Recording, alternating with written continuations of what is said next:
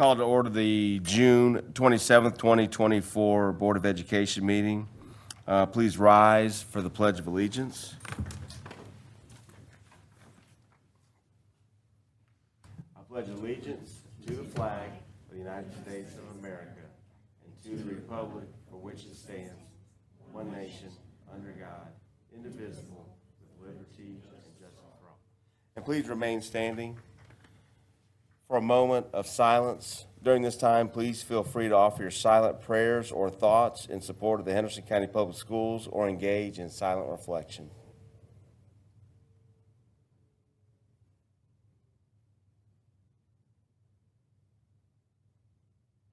Thank you. You may be seated.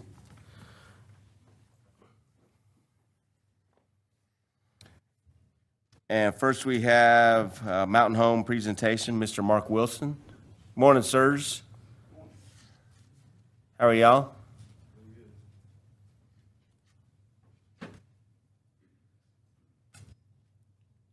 First of all, we want to say thank you for letting us come speak in front of you. I know that we've been to the county commissioners, so we're here to speak on behalf of this proposal of our station. So with that, we'll go through this proposal and I'll show you kind of what we're looking at and asking for. Our current thing with Carriage Park Station, that's where our Station 3 is. We're wanting to incorporate a new station, replacing that station to move it closer to Rugby Middle.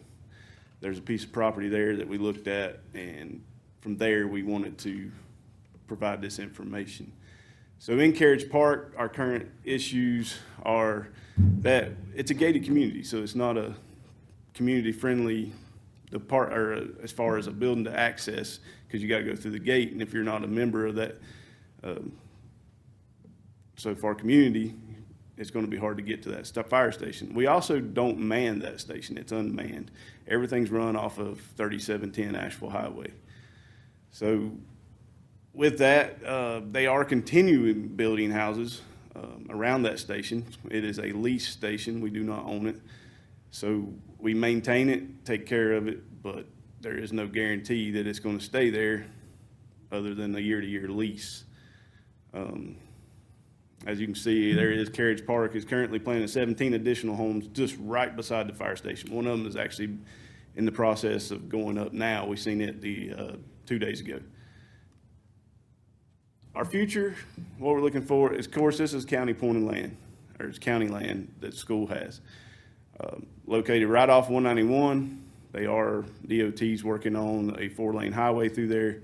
We thought it would be great access for the schools and some of the communities and other stations that we respond to. Permanent ownership of the building and the property. We would man this station, so that would actually provide better coverage. 2 people there. That's our goal. We're actually in the process of hiring at this current time. So that hopefully will be done before, if this gets approved. Direct entry on the 191. There's only a couple houses, 5 homes in that area currently. Quicker response times to the growing need. There is we've seen it. You'll see it here in this slide in a minute. But I think it's 123 calls just from January to May. Now I've looked it up today, and it's right at about 200 calls that we've run just in that area that station would cover. Examples, Station 1 to Rugby, 6 minutes. Our current Station 3, which again is in Carriage Park, 7 minutes, 2.1 miles. If we were to build the station and get approved for the land, the new station would be 1 minute away from Rugby Middle. Again, there's the calls that I was speaking about. It's motor vehicle collisions. We've run to West and Rugby, provide medical assistance to the public, mutual aid to the Mills River and Etowah, Fletcher. And this station would also help going back towards the city of Hendersonville. So this is a picture of the land we had drawn. This is the Rugby property. We're talking about a corner piece there on the top right in that red red rectangle shape. Approximately 0.2 miles from where we want to build to the entrance. I know that looks like it would cause more issues with school traffic.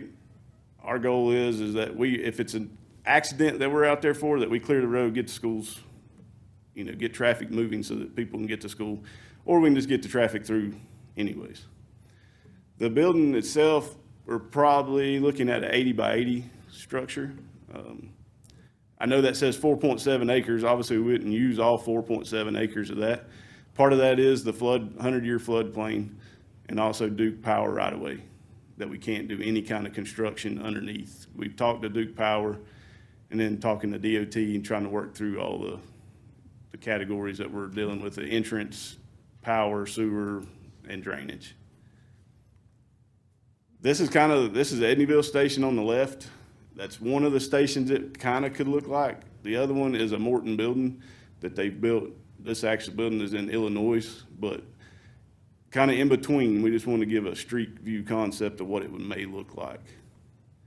We have talked to DOT, and they are working with us for that. The quicker we know if we have the property, the quicker they can put it into the DOT plan so that it doesn't cost any more.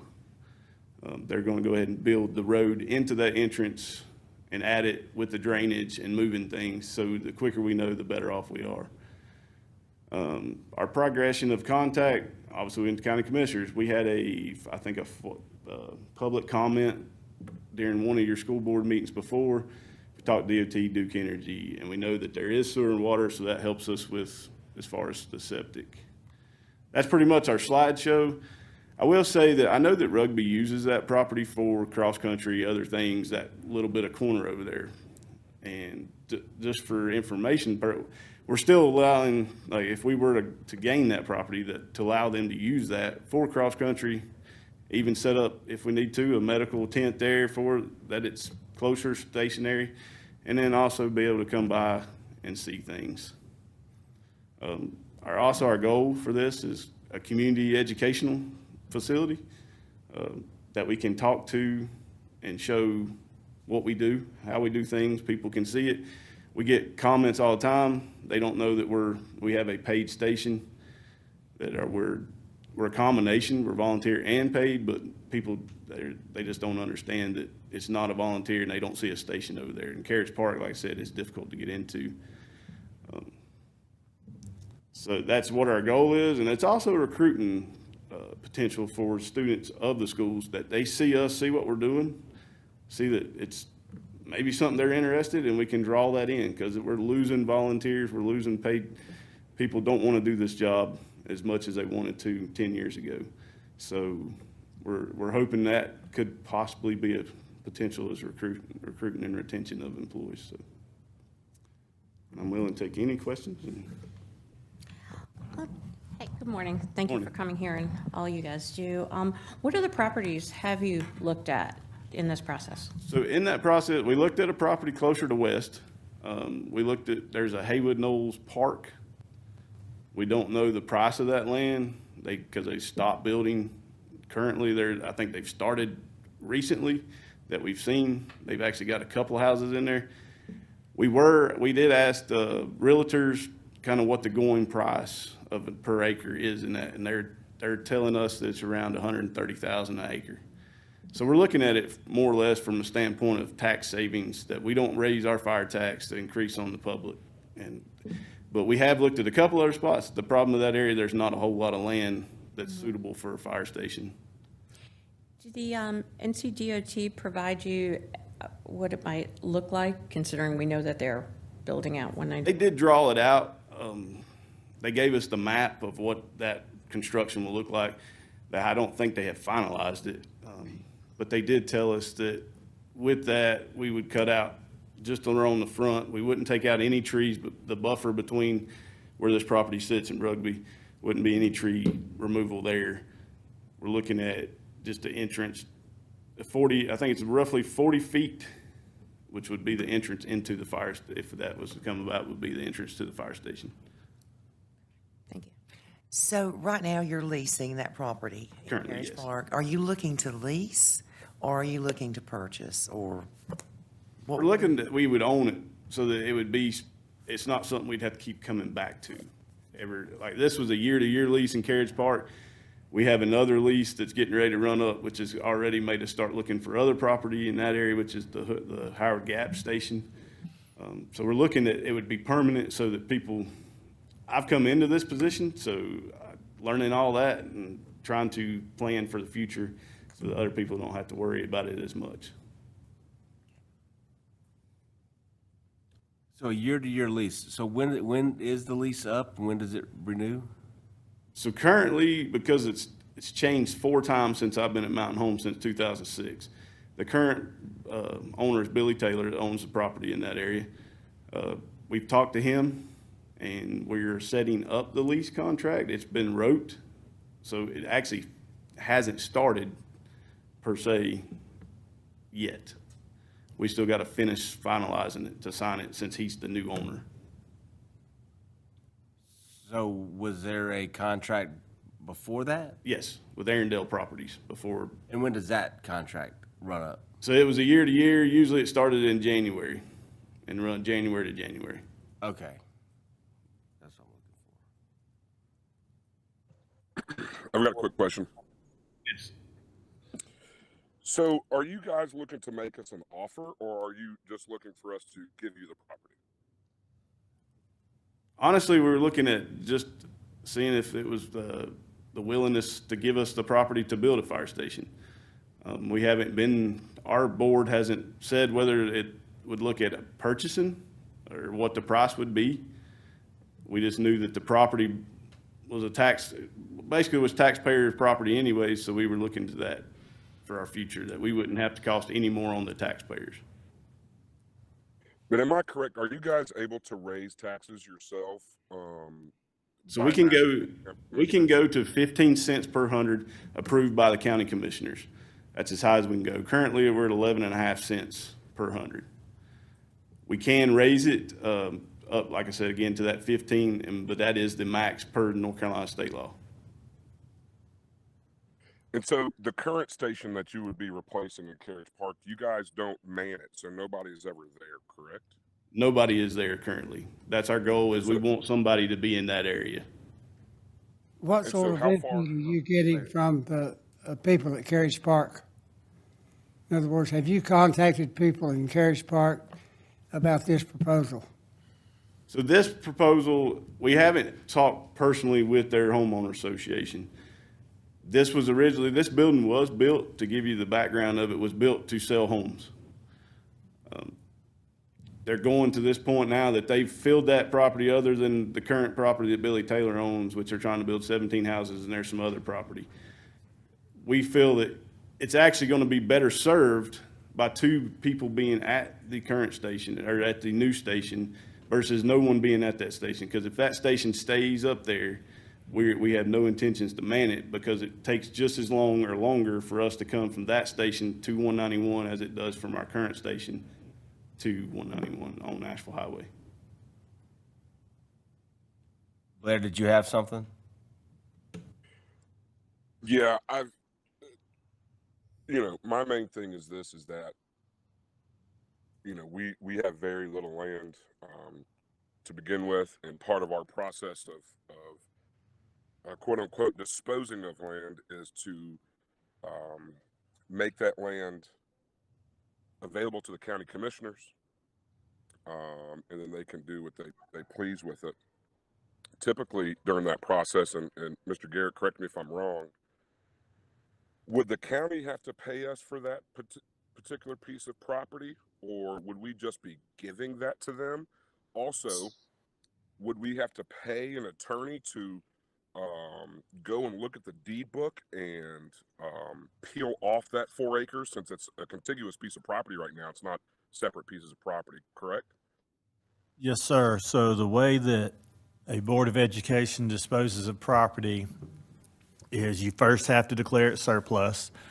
Once you declare it surplus, it is offered to the Board of Commissioners at a market value. You still have to look at market value because it is an asset that you own, and as far as taxpayers.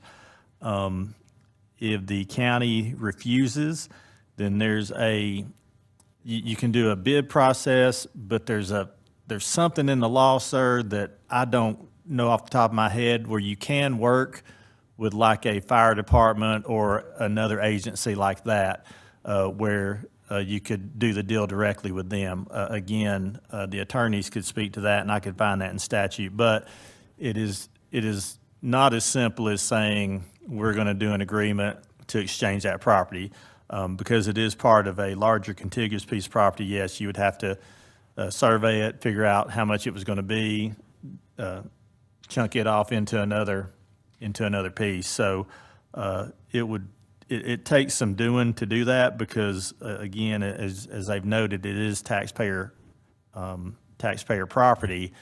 And so that has to be done in the sunshine, and people have to be able to see that process as you go all the way through it. Sure. Now, I know we have another piece of property right down the street where the bus garage is. Have you guys taken a look at that piece of property and seen if that would fit your needs? So talking to the county commissioners on that, and talking to Jimmy Brissy himself, they're saying that property, that the county has plans, if that happens, if the school board gets a school bus garage somewhere else, that I think the solid waste division has plans for that property. We have seen it. It's going to cause, it's not going to be as beneficial as the current property that we're looking at, just with the distance. We're closer to our district line on that road. I know it's not, it looks like a short distance, but we only cover 17 and a half square miles just in Mountain Home anyways. We're looking at a 4-lane highway being built versus coming out at a solid waste treatment center that every day of the week, except for Sunday, from 8 to 4, the traffic usually stays backed up. So we're looking to avoid that if possible. And the building itself would have to be tore down. It just don't meet fire department, what we need as a fire department itself. Right. I think one thing that this board needs to make sure that we look at is our 10-year facility study. And when we looked at rugby, that is going to be, it's probably correct me if I'm wrong, our fullest middle school right now at this particular point in Henderson County. And I don't see that need going down anytime soon. And in that process, I think we had expanded rugby. Jay, you might help me here. I think we had expanded it. I'm not sure if it was on the right side or left side if you're facing it, and what that would do. Has anybody taken a look at that and what that would do to our piece of property and our ability to expand rugby, to add more students, parking, whatever? I know part of our softball field getting taken, so from DOT. You mentioned cross country. Has anybody looked at any of that stuff? If I may, yes, that is probably the largest tract of land that Henderson County Public School owns. It's 100 acres, and it does go up the mountain. And to be able to, it looks as though that there is room in the backside of rugby to build in the future. There's plenty of room back there. There's a lot of excavation to be done, but there is room to expand. Does this property border the entrance to rugby? No, it does not. There's a tree Separate line. plat? It's a separate, so you got a tree line, it's a drainage ditch that would have to be, if you closed it off and used that property with the current property, you'd have to do something with that drainage area. Plus you got power lines, and then behind it is a creek also. So this kind of like a little corner that's cut off anyways. I know there's a bridge there that they use to cross during the cross country and that kind of stuff, but it is kind of a corner piece. And that's one reason we looked at it, so we wouldn't be potentially taken away from the school growth or anything of that nature. That piece we was looking at, we thought would be an extra piece that's separated from the current school. Can you go back to the map and show us one more back, I think? Now, Where is rugby? yeah, where is rugby on that map? It's in the top left corner. If I'm looking at it, This white building up. the white building there, that's rugby. Okay. And we're looking at the far right against 191. We're kind of where the orange line is. There's a block that starts it to the .20. So where it starts is where we're looking at the property. I don't know, has this got a laser on it? We got a pointer, I think. Oh, so from the orange line till the orange line is the 4 acres that you're looking at? No. So the four, It's in between the creek lines right there in the top right. so this is that corner. This is the 4 acres, 4.7 acres. which shows Triple Creek sits to the right, and then there's a tree line. Can you go back to the last page? How does this pointer work? Y'all know how to do that? There we go. So top right corner over here on the right side, it's from that creek line. It's really that creek line that's kind of rhomboid squared in right there in the top right. In between the two creeks Yeah. is the best way to In describe between it, the is two creeks, that's the on the 4 right acres. corner. Yeah. And then the uh-oh. What happened? Just wait. Okay. Just push. I thought it was me. Okay. And then the land behind Rugby, Well, from So what we're I looking know, at here. yes. yeah. Sorry the land about that. behind Rugby to expand though, that's a big mountain that goes to the back of Carriage Park, correct? Sheila? Yes, Blair, it borders Carriage Park. Yes, and then Triple Creek as well.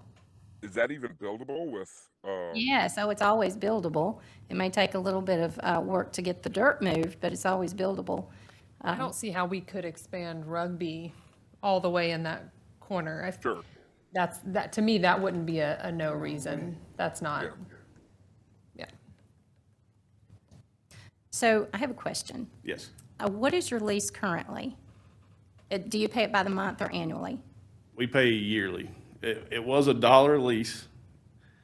That was discovered by our board and the Arendelle Properties when they owned it. Currently, that's what we're trying to stay with, but there was talk of we would pay the going rate for a building and property rent-wise. So they're probably just trying to like move you guys out. That's just by you Common- saying that kind of makes sense to me, but they. Some of our they brought guys you come in. back and reported back to us that the construction manager said this would be a nice office. Sure, yeah. So So I'm glad to hear Carriage Park gave you guys a deal for you guys moving in up there, and it was a perk for people to come in and purchase land and become homeowners in Carriage Park. So I'm looking at the line that's .20 Yes. miles. So you'll have your own flashing light. we are going to work with DOT. We haven't set that up yet, just for the purpose of, we don't know if we're going to get the property. Okay, But we would try to incorporate it with the school lights at Rugby, so that there wasn't like a red light for us to Yes. get out and a red light at Rugby. okay. We are going to talk to DOT if that comes about with a emergency signal. Can you also talk with DOT and ask them not to make that a split highway? I know we've got a, that's a 5-lane from Rugby all the way to Mills River Township, which I just found out yesterday, Mills River Township is going to have a bike lane on the other side, and it ends at the river. So that would be lovely.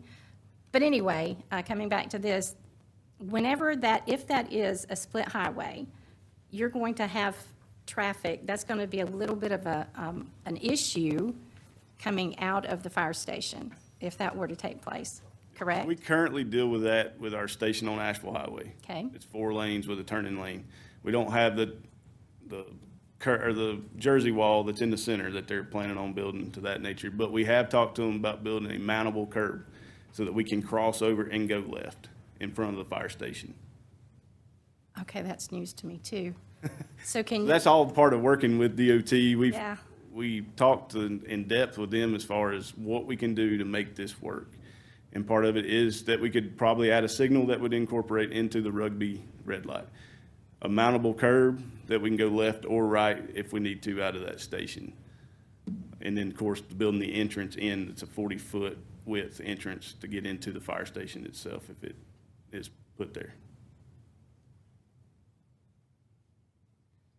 What sort of input did you get from the county commissioners?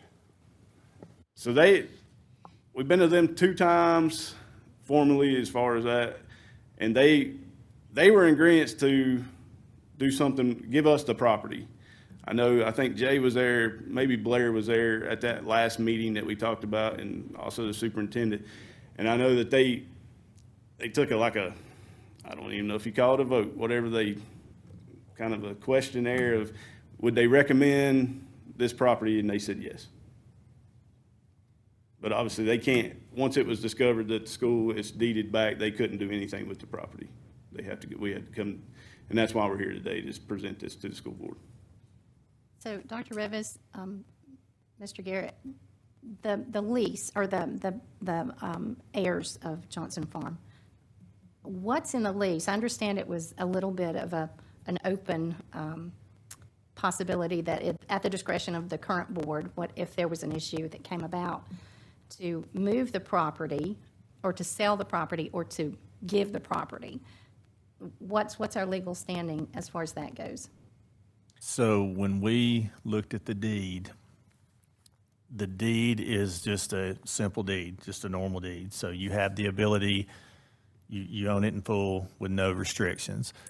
But in the agreement, when the land was donated, its intent of the family was it would remain for educational purposes.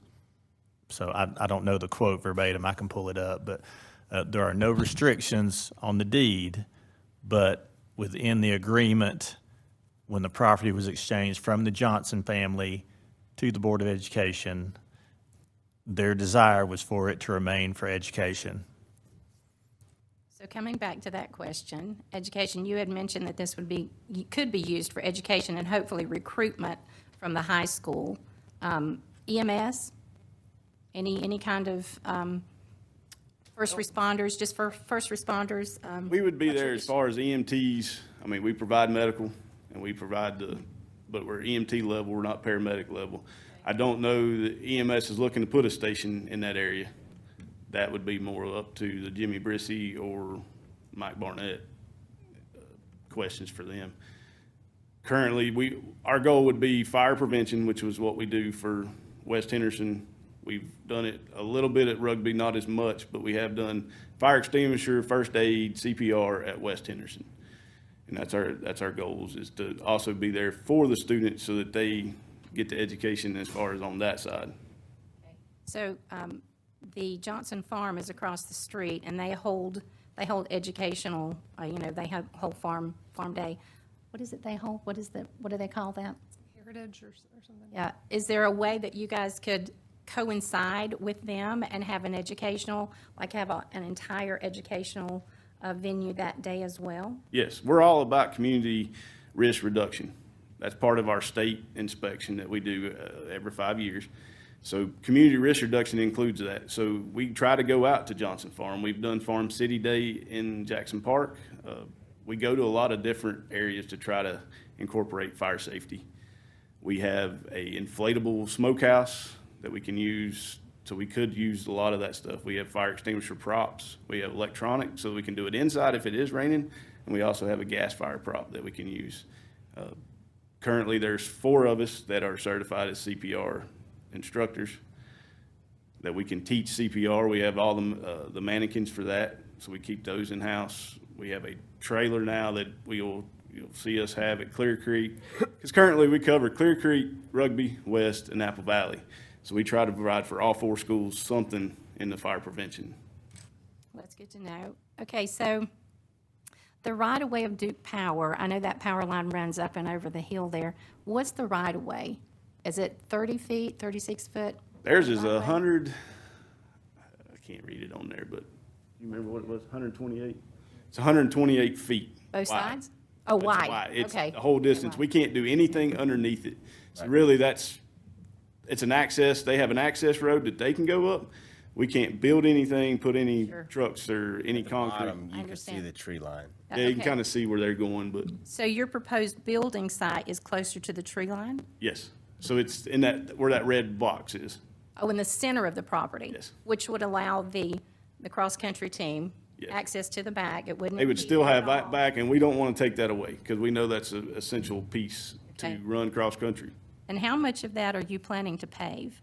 Just that red area? So the building would be 80 by 80, and then the front would be concrete, and there would be a little bit of concrete on the back, and maybe some asphalt for as far as personnel parking.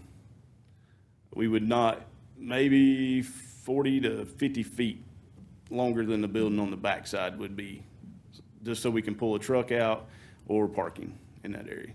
Our goal is to have all the public parking up front. If the bus garage property became available, is that property better or worse than the current location where it sits in Carriage Park? It would be off the mountain. We could access places, but we're also fighting that intersection, which I don't know what that'll look like at Mountain Road and 191 when they do the 4-lane with Stony Mountain. We have a lot of issues at Stony Mountain. We spend a lot of time there for car accidents. I don't know, as far as traffic-wise, that could cause us issues getting out right there versus even the 4-lane.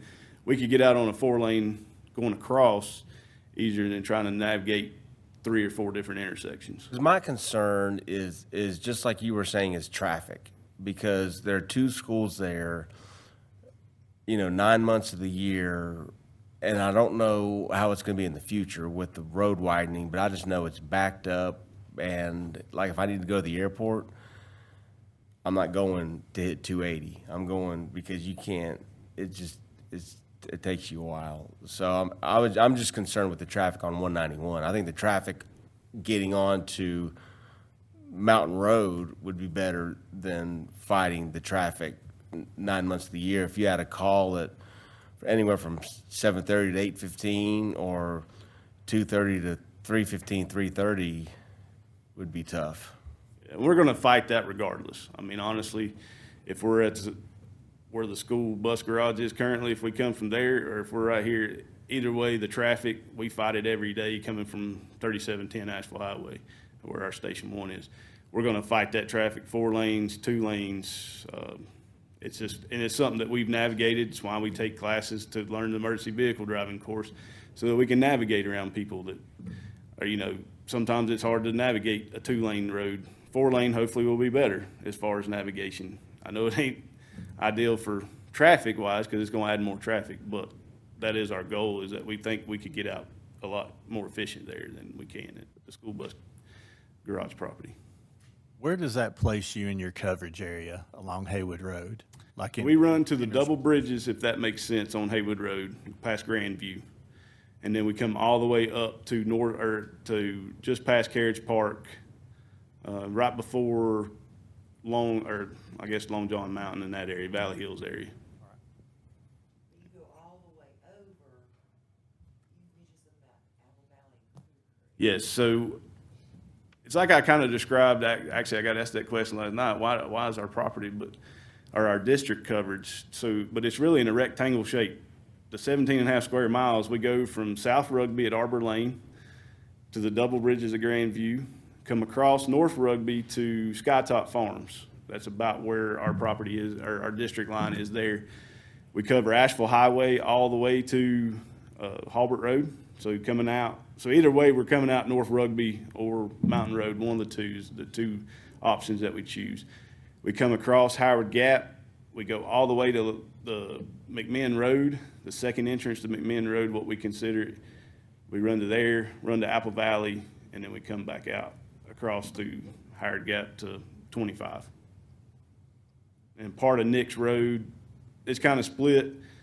If you look at the map, it kind of is odd. It's odd shaped, but we split that district line with Dana at Greystone subdivision. Well, I'm going to say it's a perk. This is my opinion. I think it's a perk to have you there. Close to the school is a great idea. Also, I do know that state troopers and some sheriff's deputies usually come and see you guys often. Yes. So it's another security measure in the area. I like the idea that you are going to work with Henderson County Public Schools as far as education goes on a continual basis, correct? Yes. Yes, as you have been, and I like that aspect of it. I would really like for you to talk to DOT, I can't stress this enough, if this is approved, to not make that a split highway, because that would just impede your moving out. If you're talking about a curb that you have to get over, that's going to delay your response time as well, maybe seconds, but it still will. So, yeah, I think it's a great idea. I don't know what we could do with that property. We can't build rugby. We can't do anything over there. We might could put some soccer fields over there. I'm not so sure, but that's county department to do that. So, thank you. Thank you. Hey, before I get out of here, I'd like to add a couple thoughts myself.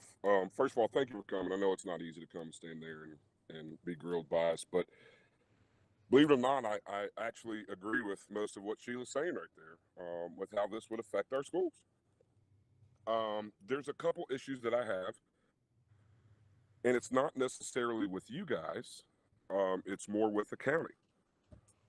Number one, when we did Fletcher, we weren't part of the process as much as we were voluntold that they were going to take Fletcher, and that's created some parking issues that we have over there right now, right? And ingress and egress issues during the school day. I lost a camera, Grant. I don't know if it's me or it's you. Next on there, and there we go,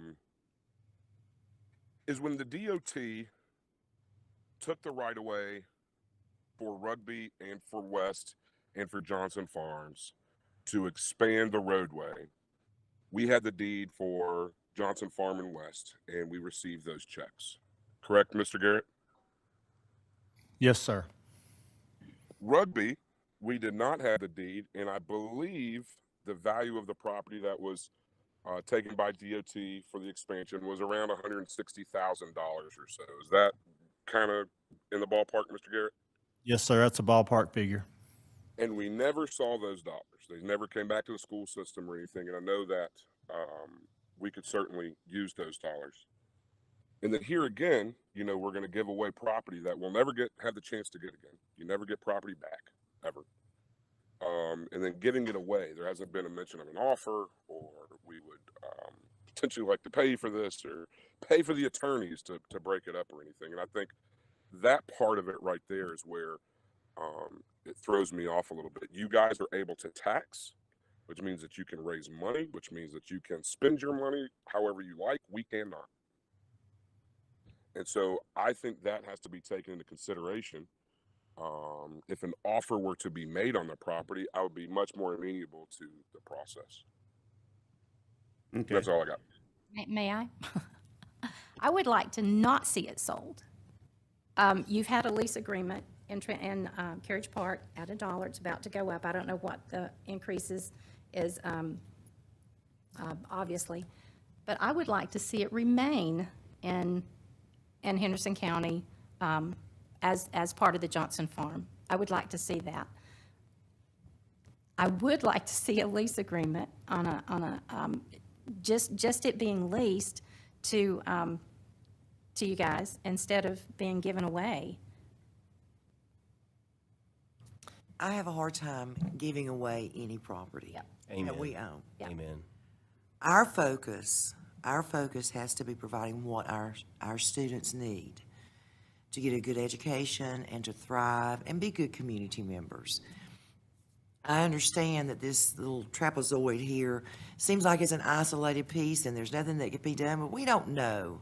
We don't know what the needs of this school system might be 10 years down the road. That's right. I like Sheila, I have a hard time letting go of property. I would be more amenable to a lease, but I'm one person. If we agreed that we wanted to carve this little piece out, I think it has to go at fair market price value. We have to be stewards of the funds for our children. The Johnson family gifted this to the school district, clearly gifted for educational purposes. And I don't think I should say, feel comfortable in regifting it to another entity. Well, and along those lines, I just look at Taproot. I look at the influx of people in Henderson County, and I don't think that's going to stop. And in 10 years, we're going to probably need more facilities. And I am just so hesitant to give up property, even if it's a lease, even if it's, I just don't know what is going to be needed in 10 years. I don't want 10 years to go down the road and say, gosh, I wish we had that. I wish we could have built another elementary school, another entrance, another.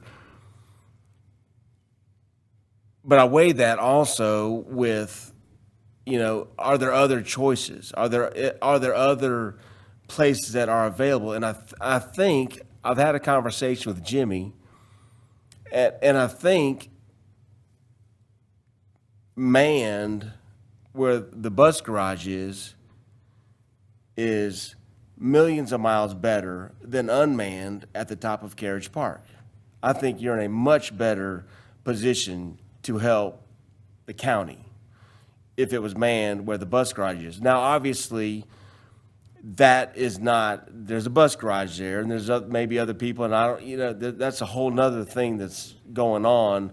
That's why I was kind of wondering, what your lease was. Were we under a time that we had to make a decision, at our next meeting or something like that? But it sounds like we do have a little bit of time to really think this through, talk to the commissioners, see what thoughts they have on other properties that may or may not be available. We're still looking to move the bus garage. It just comes down to, it makes me very fearful to give up property that's just so near another school. I was not for the Fletcher Fire Department. I think there was another place that was available that was closer, that opened up on 4-lane roads, and we had I don't know all the details of that, so I don't want to, but that's over and done.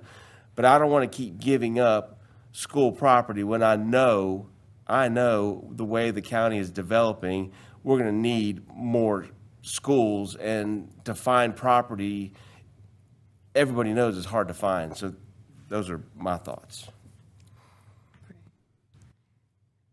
I think this is obviously a good community decision to have you guys, where you have quicker access time.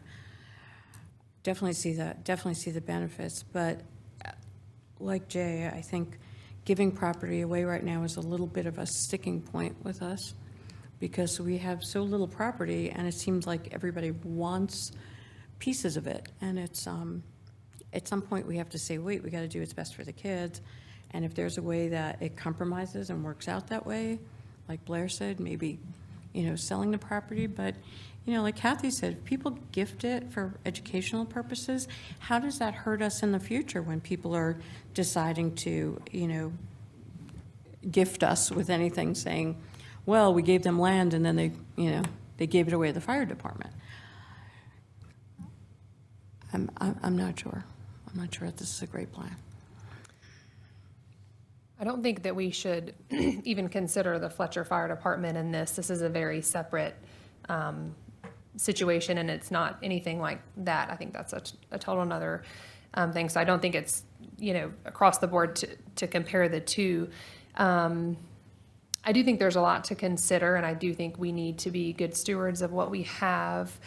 My personal opinion when considering everything, looking at it, is, to me, this corner of the property, I don't, at this moment, see how we could use this for rugby. Certainly not to expand. Maybe for a sports field, maybe.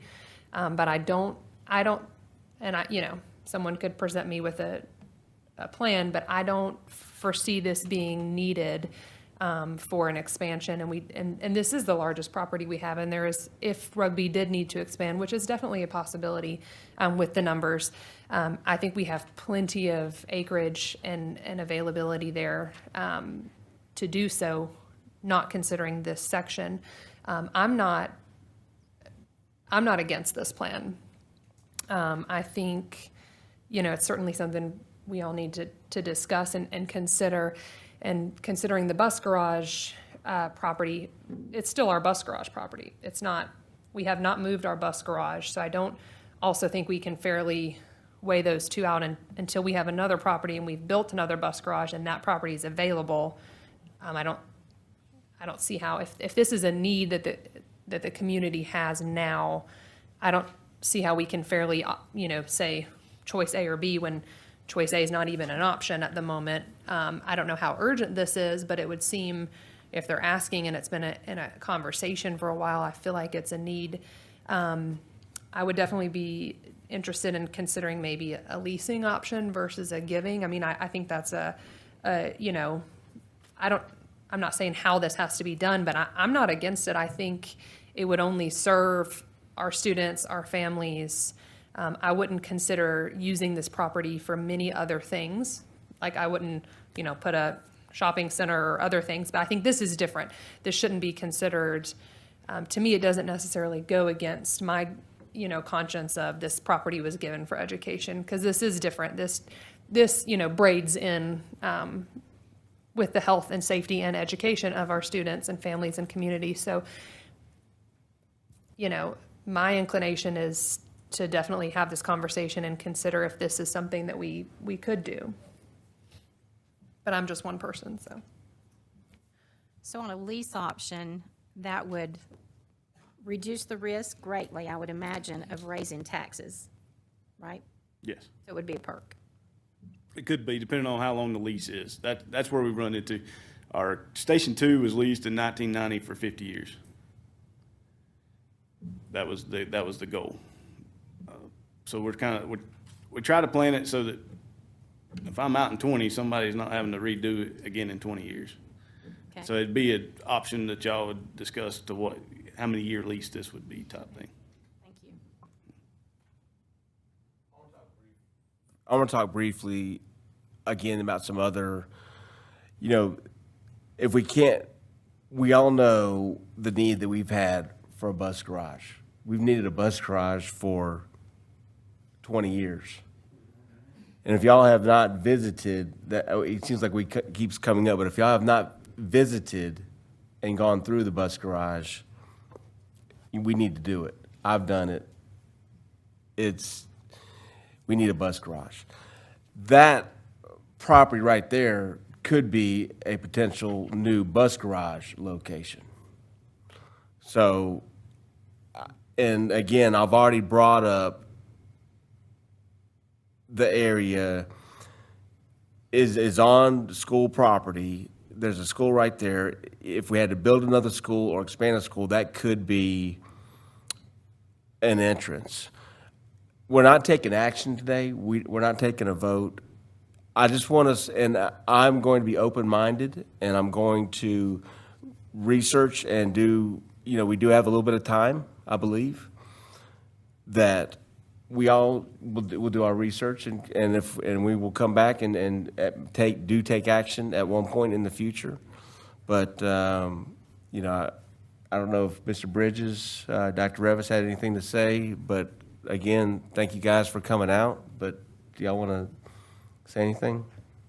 I just want to thank you and thank you for your service No, thank to you. the community. And please don't take this as any way that we don't think you're important. You're integral to our community and to our school system. And, but we have a lot of factors to consider, and that's what we have to do, I think, at this time.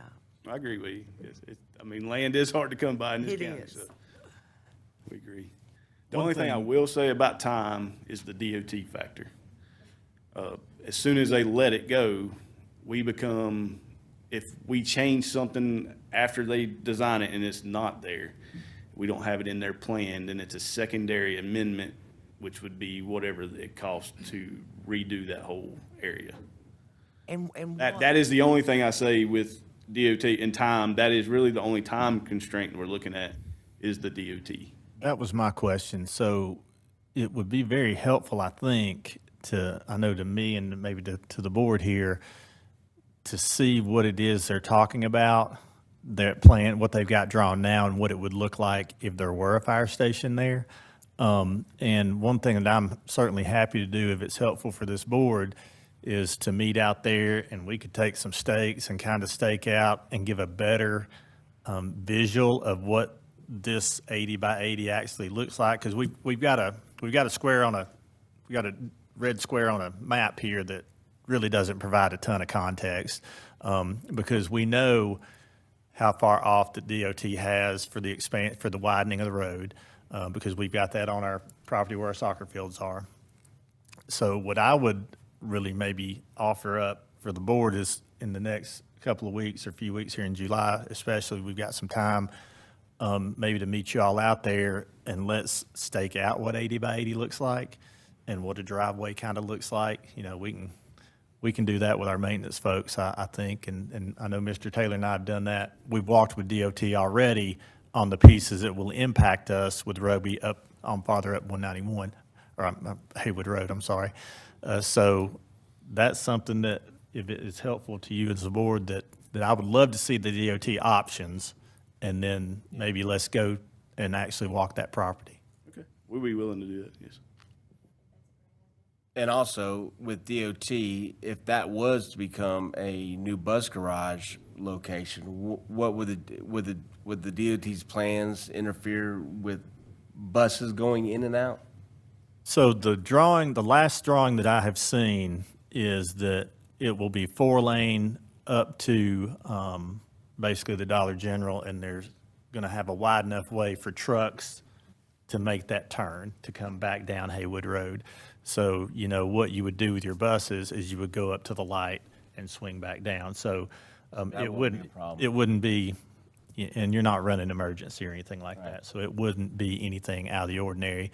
Our bus garage now tries to avoid traffic, I'm sure, in the mornings and afternoons. They know our school schedule much better than anybody else. So I don't see that as impeding anything that would keep a bus garage from operating there. I don't know if this is a great time to bring this up or not, but on the other side of Mill Pond Creek, there's it's not a high elevation on the other side, outside of that floodplain. That bus garage could go right back there. I don't know exactly where you're speaking of. When we walk it out, when we Yeah. go walk it Yeah, out, let's we look can at take a that. look at it. And they could share I'm sorry, I've thought a lot about this. They could actually share the driveway. Yep. Thank you. So what I'll do is I'll get in touch with you in the next few days, and we'll set up a time. It'll be in July, and we'll try to get a better visual on this, and maybe that'll help our board. Okay, sounds good. Thank you. Thanks for coming. Thank you so much. Appreciate it. Okay.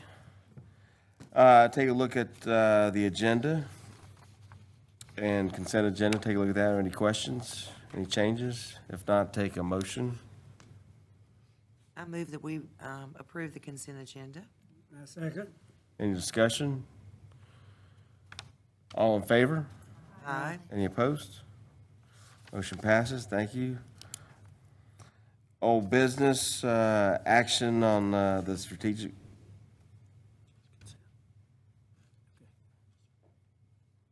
The strategic plan, Dr. Marlowe. Oh, there you are. I was like looking over and I was like, you just walked out. I didn't hear you. Sorry. That's okay. I'm very excited about this. I wanted to get up here quickly. That was it. I'm really excited about having a strategic plan to guide our work over the next 3 years. And when we shared this earlier in June, there were a couple of things that you had asked us to go in and look at revising. One was to move from a 4-year plan to a 3-year plan, and we have made that revision. The other piece was to look at the sub-goals in priority 4, which dealt with community relations and partnerships, and to make those memorable. And with the help of our public information officer and our technology director, we have done that. They speak that language much better than I. And so we feel like now we could take this plan, if you approve it, and create basically a timeline over the next 3 years that we will be able to measure each year and see our growth, and be flexible in how we're meeting those goals. So we are asking that you approve the 24 to 27 HCPS strategic plan. Yeah, first of all, I wanted to say, I know what a huge task this has been. I mean, you come up and present it and you make it sound like it was, oh, this was easy for me. We know it's not. So thank you for getting so many stakeholders involved and putting together what I think is a very thoughtful and intentional plan. I'd be happy to make a motion.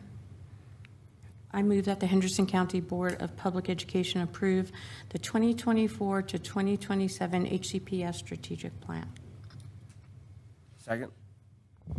Second. Can we have some discussion? We always have discussion after I receive a second. Thank you. So is there any discussion? Yes. Okay. Okay, so it's hard for me to kind of get a feel for some of the sub-goals that you've set, because I don't know what the data sets say in some of these. For example, under priority 3, I think we're talking about facilities. There is a sub-goal that we will resolve facility work orders within a 14-day response time. I have no idea if that's an improvement, how much of an improvement. 14 days seems like a darn long time to me. But I just don't have a context on some of these data sets. I'm going to defer to Mr. Taylor for that one. I mean, that's just an example. Well, on that one, Dr. Revis, obviously, we prioritize maintenance requests, so emergency requests, Right. anything safety is done well within that 14-day time. But there are also requests to change ballast and lights, a dripping faucet in a school. So I don't know that we have a measurement right now. So that is for us to set that measurement. And what we will do, and why it's important that we do a 3-year plan, and also we're going to have a device to measure this, is it may come back that we're getting them done within 7 days. 1 or 2 may go to 8 days. So we would come back next year and say, we would like to adjust this goal down because we see that we're not going into the 14-day range, we're in the 7-day range. And then we may try to do them within 6 days. So it gives you some flexibility there. But we really don't have a baseline on these items right now. The other thing that it allows us to do too is it allows us to see how many, like level 1, you got to fix it right now to keep school moving, plumbing, water, et cetera, versus painting a room. So those are the types of ranges that we're looking at. So this would let us establish a baseline, and it may be that we report next year that we're hitting 12 days or we're hitting 4 days or whatever it is. But I know in working with Mr. Dillon, this was kind of a reasonable place to start. And the same can be said for some of the new ones under the community relations and partnership. Those are things we've not tracked in that way before. And it's been a while since we've had a strategic plan with the specificity of some of these sub-goals. And so it does allow us to create baselines for all of them. It also makes them all extremely measurable so that we can not only see growth, but figure out how to improve upon those. And the other thing, the way some of these are written, I agree. When you say you're going to increase by 2%, are you talking about 2 percentage points? Because that is very different than the way it's written now. So for example, that one, are you talking about the one that's specific to I'm the just North Carolina picking one Teacher out of- Working yeah. Conditions Survey? So that one, they report based on percentage points of people who responded in a certain way. So if we're looking for, it really partly depends on how the things are measured. So increasing graduation rate by 2% annually, that's based on the way that those things are shared out. So in general, we're talking about 2% out of 100%, not, so for example, our graduation rate is at just over 90. So it would be our goal to go to 92. 92, okay. So that's percentage points. Right, percentage points. Because it's hard to move 2% in 1 year It was 3 years. overall. But percentage points, I get it. Still hard to move that quickly. But In 3 years? not in 3 years, but I guess I'm thinking 1 year. Each year you're looking at that. What is your plans what are your plans as far as giving us updates? Do you think that you will be giving us updates yearly on So- where we are? So as we talked a little bit at the 1st of June, it would be my vision to provide an update late fall, because that allows us to get the growth data, because we don't have all of the data. We could do it in a couple of different ways. If you wanted to see a measurable piece, like fiscal year to school year, we could. But what I would suggest is we get into November or December and say, here's where we are, because that allows us a year and 6 months to get all of that growth data and all the state accountability data in. We'll know our budget at that point. Most years we'll know our budget at that point, depending on the General Assembly. But that to me is a good guideline. And what I want to do is actually develop just a tool that would go alongside this, where you see year one, here's where we were, here's our baseline year. And then we went up, down, normal, did we adjust? Year two, same thing in year Because in three. some of these indicators, you don't have a baseline yet. Correct, Some you do. correct. Thank you. Dr. Rivas, thank you. Thank you for bringing those points out. I really appreciate that. And questions I ordinarily wouldn't ask. Can I come back to what the data would appear? Would that be, what all would that entail? Which data set? The data for the update, basically the update. What would that entail? Just high school, junior high, elementary? What would that entail? K-12 district-wide, Okay. Okay. CPS data. HCPS data. Okay. All. Mm-hmm. Okay. Well, I mean, obviously, some are specific to, graduation rate is obviously specific to seniors, yes. So what I've done previously that was, I think, helpful to the community and everybody who saw it is just create a table, and the table goes with the goal, and then you have it by year, and then you have context in that table. So it'll say graduation rate was 90.7%, for example, and went to 92.1%. And you'll see that. And then you can see the next year, did it stay at 92.1 or did it go to 93? So that it would all be in one place, easy to understand. And broken down by school? We would break it down by goal. Now, we could go deeper if needed be, but we would break it down. We would align it exactly to the goals that you have, the sub-goals that you have here. Is it possible to do that based on the mentorship program that's just being started this year? It would be, because we have those numbers now. So for example, as we think about that mentorship coming along at East High, that we could look at East High's data separately, yes. We have that ability now. That'd be good. Especially for that program evaluation.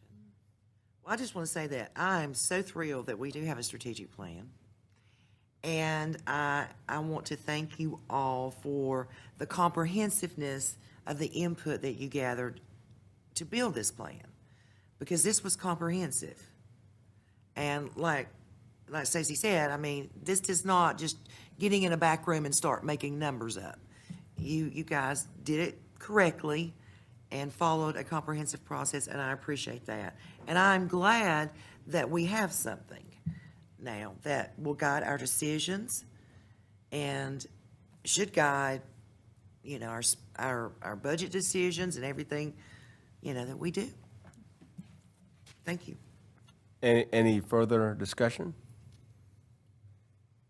We have a motion and a second on the floor. All in favor? Aye. Any opposed?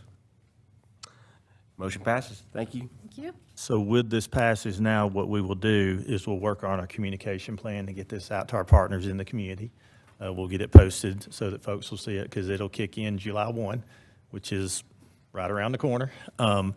And thank you for considering and getting this passed at this meeting, because that will allow Bruce Drysdale and Hendersonville Elementary, as they begin their school improvement work, to have this to build that scaffolding up under.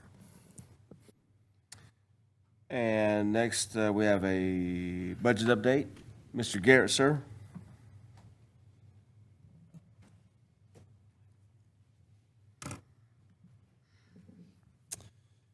Thank you, Mr. Chairman, members of the board. Certainly happy to be here as we end one fiscal year and get ready to roll into another.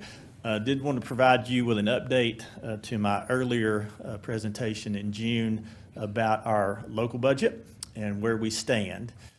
So right here is what the Board of Commissioners allotted to Henderson County Public Schools for the current year at the top, and then you see at the bottom what they just passed in their resolution to allot us for fiscal 25 or 24-25 school year.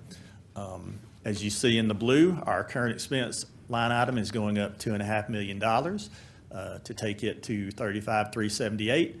How they got that 2.5 million is they reduced capital from 1.5 to $1 million. That's where you see that reduction there. And they took $1 million out of MRTS, and then they added a new $1 million. So that's where you get the 2.5. So giving us some flexibility on how we use that money in those two other line items, capital outlay and MRTS.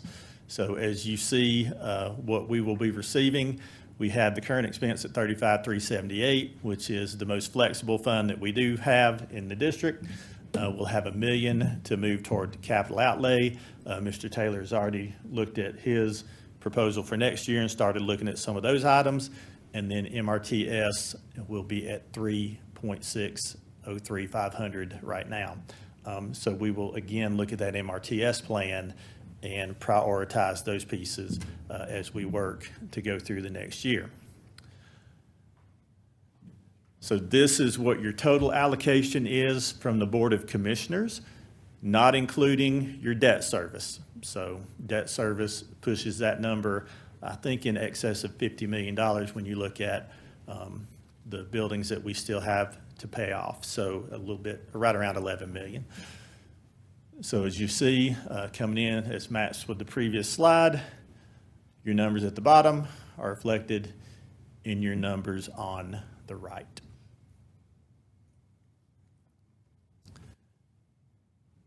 So when you look at local current expense, what we looked at in the second year of the biennium and of the biennial budget, and knowing what the General Assembly has already put forward, we were looking at 35,327,250. With no action, we have the House budget that's kicking an extra percentage. We have the Senate budget that says they're standing pat on the raises, which is, again, where the biggest chunk of this addition was needed with our raises, mandated raises from the state.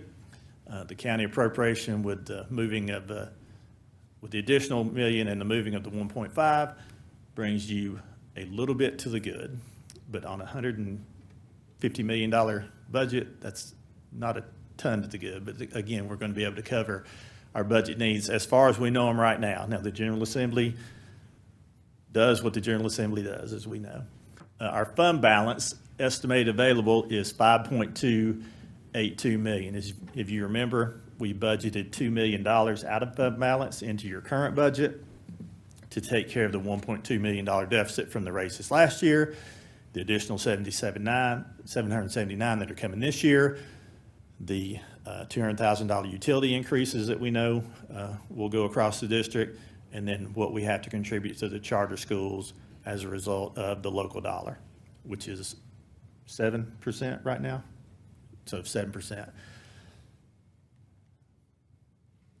So what was uncovered in the budget? So what I wanted to do is provide you with a slide that shows you the current expense appropriation is at the top. The blue are those things that we wanted to try to add to the budget, made that request, that would not be, that is not included in that number. So I know that we talked about the supplement increase, the social workers, the 3 teaching positions, and the increase in the coaching scale by 1 percentage point. So that's, when you add all that together, that's another $2.282 million. So we would need $37,660 in that appropriation in order to do all of those things and maintain them. And again, there's your fund balance. So we've talked as a leadership team since we got that budget last Wednesday. And for your consideration, we've got 2 specific items here that would total $551,000. We know that in all the debate throughout, we have seen the need for those social workers to maintain those. And really, if you were present last week with the Board of Commissioners, or if you watched that or go back and watch the recording, that was a big part of the discussion about how do we maintain that. There is some idea to work with DSS and maybe some split funding, joint funding, partnered funding. In the original meeting, we had a pretty lengthy meeting last Monday before the Commissioners meeting on Wednesday, where we found out that it's probably more advantageous and from a monetary standpoint for them to remain with us. We're not talking about operational and how you make all that work, but just dollar for dollar, it's easier and better economically for them to maintain employment through the school system rather than through DSS. And that all you'd have to talk to them. That all goes with how they're reimbursed and how they get their funding sources. And, they have streams of money just like we do. So what I would propose, as we've talked as a leadership team, because we know that that has been a priority and a stated priority, is to take $379,000, and that's the high number on that, to make sure that we can cover everything there and maintain those 5 social workers at least for this year, so that those services are not diminished to our students. And then also to take $172,000 to increase that coaching scale by 1 percentage point, which brings your total to $35,929, which would give you 4.731 in fund balance. When we looked at fund balance, Mr. Socia and I have talked a little bit about where's a good number, and I think that's really up to you as a board to set where you want that number to be, because we don't need a massive fund balance, but we need a healthy enough one to operate during the year as things happen. And what I would propose is that y'all consider a percentage and kind of settling in on what percentage you would like to have. So for example, the Board of Commissioners, I know, sets 12% so that they can maintain operations if you had a catastrophic failure.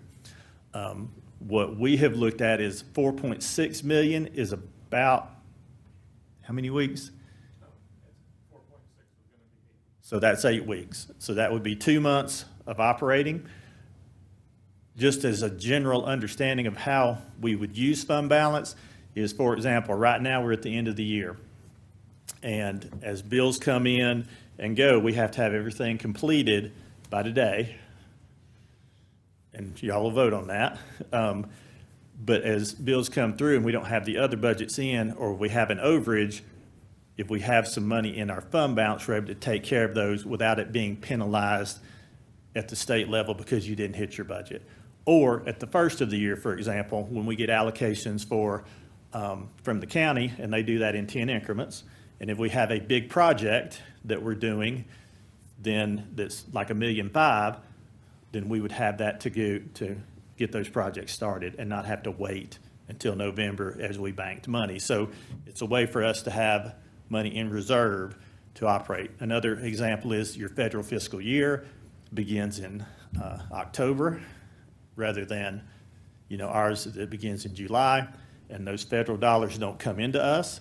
So if you've zeroed out federal funds and you get started at Bruce Drysdale, Hendersonville in July, or our other elementary schools in August, then we actually float and they borrow money from us until the federal dollars hit, and we put that money back. So it gives you the flexibility to operate much like your own budget in your house. Do you have the breakdown of what we could not fund because of the budget that was approved? So these 4 things in blue were the additional asks that we do not have the funding to cover based on the current expense appropriation. So we wouldn't be able to maintain those 3 teaching positions or offer what we called a competitive increase for our supplement to keep us competitive with Buncombe County. I thought in the newspaper, and I'm sorry I've been out of pocket the last couple of weeks, but I thought in the newspaper, it came out that they funded all of our requests. Absolutely not. So they reallocated funds from the, MRTS. yes, reallocated funds and just moved basically our funds around and put it, and met the need. Saying we would dictate. Yeah. They just moved it from one category. So this right here shows the entire funding and how it got there, Dr. Rebus. So what they did is, in order to make us whole for our need on our mandated things that we didn't have any control over, utilities, the raises, all of that goes in with that, and then the charter school piece that goes to those charter schools, that's where the $2.5 million came in. That got us back to even. So $500,000 moved from capital to fill that bucket, $1 million moved from MRTS to fill that bucket, and then they added an additional $1 million. So you're getting $1 million more this fiscal year, but we're getting $1.5 million in flexibility to move into that line item so that we can cover everything in our operations for the 24-25 school year. So we got $1 million net increase. Yes, ma'am. Go back to your short, the blue screen. It was in blue. Blair, are you able to see that? Yeah, I am. I'm looking at when they flip through. I can see it. I just wanted to say one thing real quick, Jay, before I have to get out of here. Certainly. First of all, Mr. Garrett, you did an absolutely phenomenal job at that meeting last week. It's been tradition for the county commissioners to beat up on the superintendent over our budget. And kind of let Blue Ridge Community College and other folks just request $250,000, $500,000 a year without any question. So I commend you for dealing with what you dealt with last Wednesday. The only concern I have, Mr. Garrett, is that when you add the social workers and you increase the coaching scale by 1%, that's recurring monies, right? And so we're going to use that out of fund balance. Barring anything that hopefully nothing happens, we're not going to dip into our fund balance this year unless the General Assembly, the House has decided to increase teacher pay by another 3% or 5%, I believe. The Senate has not. So they have not agreed or disagreed with that yet. And so we don't know if we are going to have to pay more to our current folks, which would make our current expense appropriation higher than it's shown right here. And I think with that unknown, you got to be really careful, because if they increase that by another 3%, you're looking at another $800,000 or so, plus the appropriation that has to go to the charter schools. So you're looking at another $1 million increase. So we approve your social workers, we improve your coaching scale increase. We could be looking at maybe another $1 million that we'd have to take out of fund balance to cover those. So you're sitting at $3.7 million right out of the gate. So yes, sir, Mr. Craven, what we're requesting here, or for your consideration as a board, is that social work position, we would do an additional year, that we would put it time bound just like we had during the ESSER dollars, and then use this year to work through our budget to see. Also, the county has talked about, again, studying to see how we might be able to absorb that in some other ways and how they might be able to partner with us. The reason that we're asking right now is we have schools that will be starting.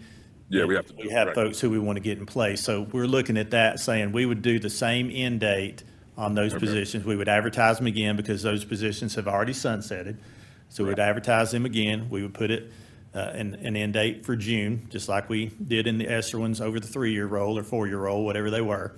The $172,000 in there in the coaching, we feel like that, I hate to say couch cushion money, but because we don't have couch cushion money necessarily, but when you look at $35 million and when you look at our overall budget, which is going to be in the 135 to 160 range, depending on your federal dollars each year, that is something that is well-deserved and we can absorb.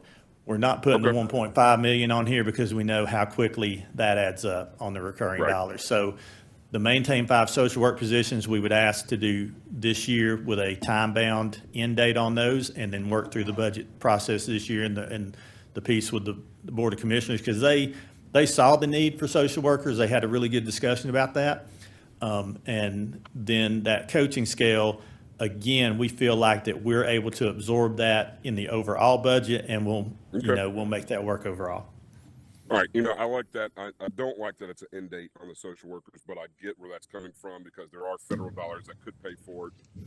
And again, like Henderson County, are they Henderson County public school employees? Are the DSS employees? I know there's a big rankle about who they work under, and maybe that can get fixed. But I agree with the increasing the coaching scale. They deserve it. They need it.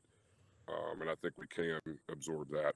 I think you just got to watch it next year, especially if the General Assembly decides to give another increase this year, of what that's going to do to our fund balance, because that's you're going to have to immediately back pay all those folks starting July 1, correct?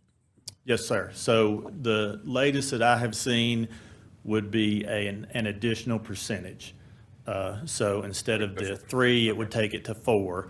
And I think the average that they're saying over across is 4.4, but that also adds the step in. So really, the local impact here would be, instead of the 3% increase on salaries, it would be at 4%. So it would add into. Yeah, but you can't, that's kind of an average, because they were going to go from 41,000 to 47,000 for beginning teachers, and then 15 years and above, they were only going to give Right. us, quarter point increase. So you really don't know Right. the impact until you see your people. But No, I get you, it. you won't.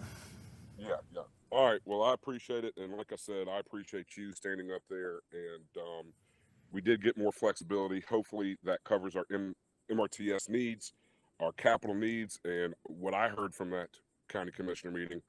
If we allocate our dollars and they are spent on our capital stuff, and something blows up or breaks, we can go to them and they'll help us fix it. And so, with that, I'm glad we got a little bit more flexibility in our budget. And if you take that to the 4 items again, and first of all, I want to repeat what Blair was saying.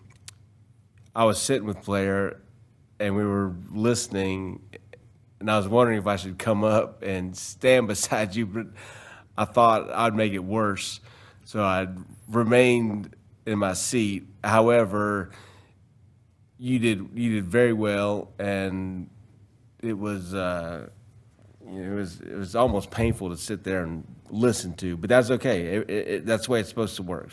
It doesn't have to work that way, but that's the way it does work.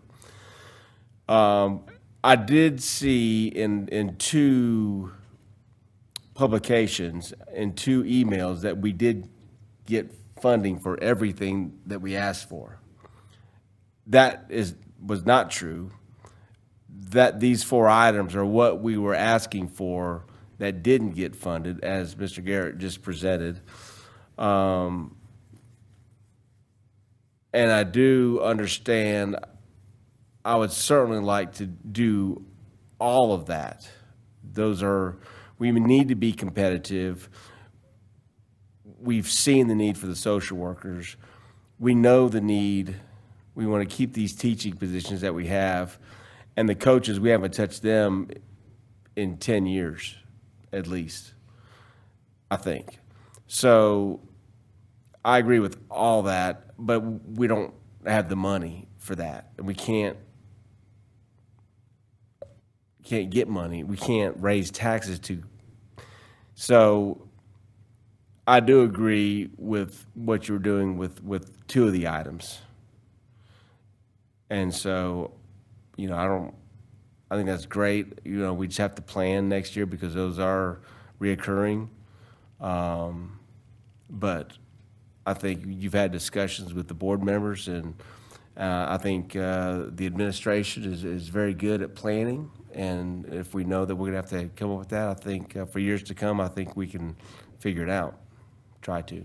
So. Again, for clarity, we would advertise the 5 social work positions with an end date for the year, and then use this year to work on figuring out a way to maintain those. That's right. In perpetuity. That's right. The coaching scale would be a recurring piece. Yeah. The way that we're suggesting right now. Okay, so the previous slide with the teachers. If you take those 3 teaching positions, that's $231,000, and remove it from the fund balance, that's not going to put a tremendous dent in that. So we're talking about a 1 year maintaining those teacher positions, correct? If you took it out of fund balance, which was allocated, some of the funds that were allocated to us, or from the fund balance, could we maintain those 3 teaching positions? So at this point, it would be hard to say, ma'am, and that's why we're not asking for the 5 social work positions to be in our recurring budget. So that would be, if you wanted to do it one time, that would be an option. And then work through, over the course of the year, either attrition or moving and migrating. You know, our budget is, to everybody's understanding, our budget is very strange in the piles and very complex. And, you know, you can use certain things for other things and not other things, and then reimbursements come.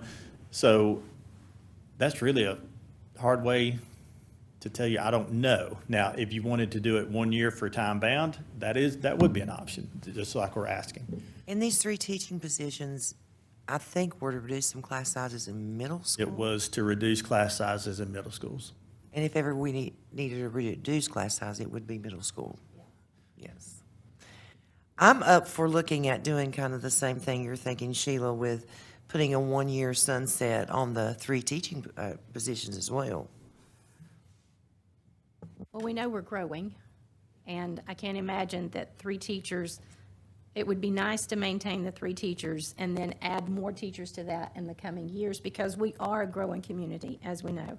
I mean, we've got the Bridgebound community, I think that's the name of it, that they're going to be putting behind Amazon, which is something we've got to look at in days ahead. So there are a lot of communities that are just popping up everywhere. I would hate to see a shortfall, even three shortfall. I would like to maintain those now and allocate our funds that was reallocated and let us manage or keep those teachers. I would hate to see them go. Just my opinion.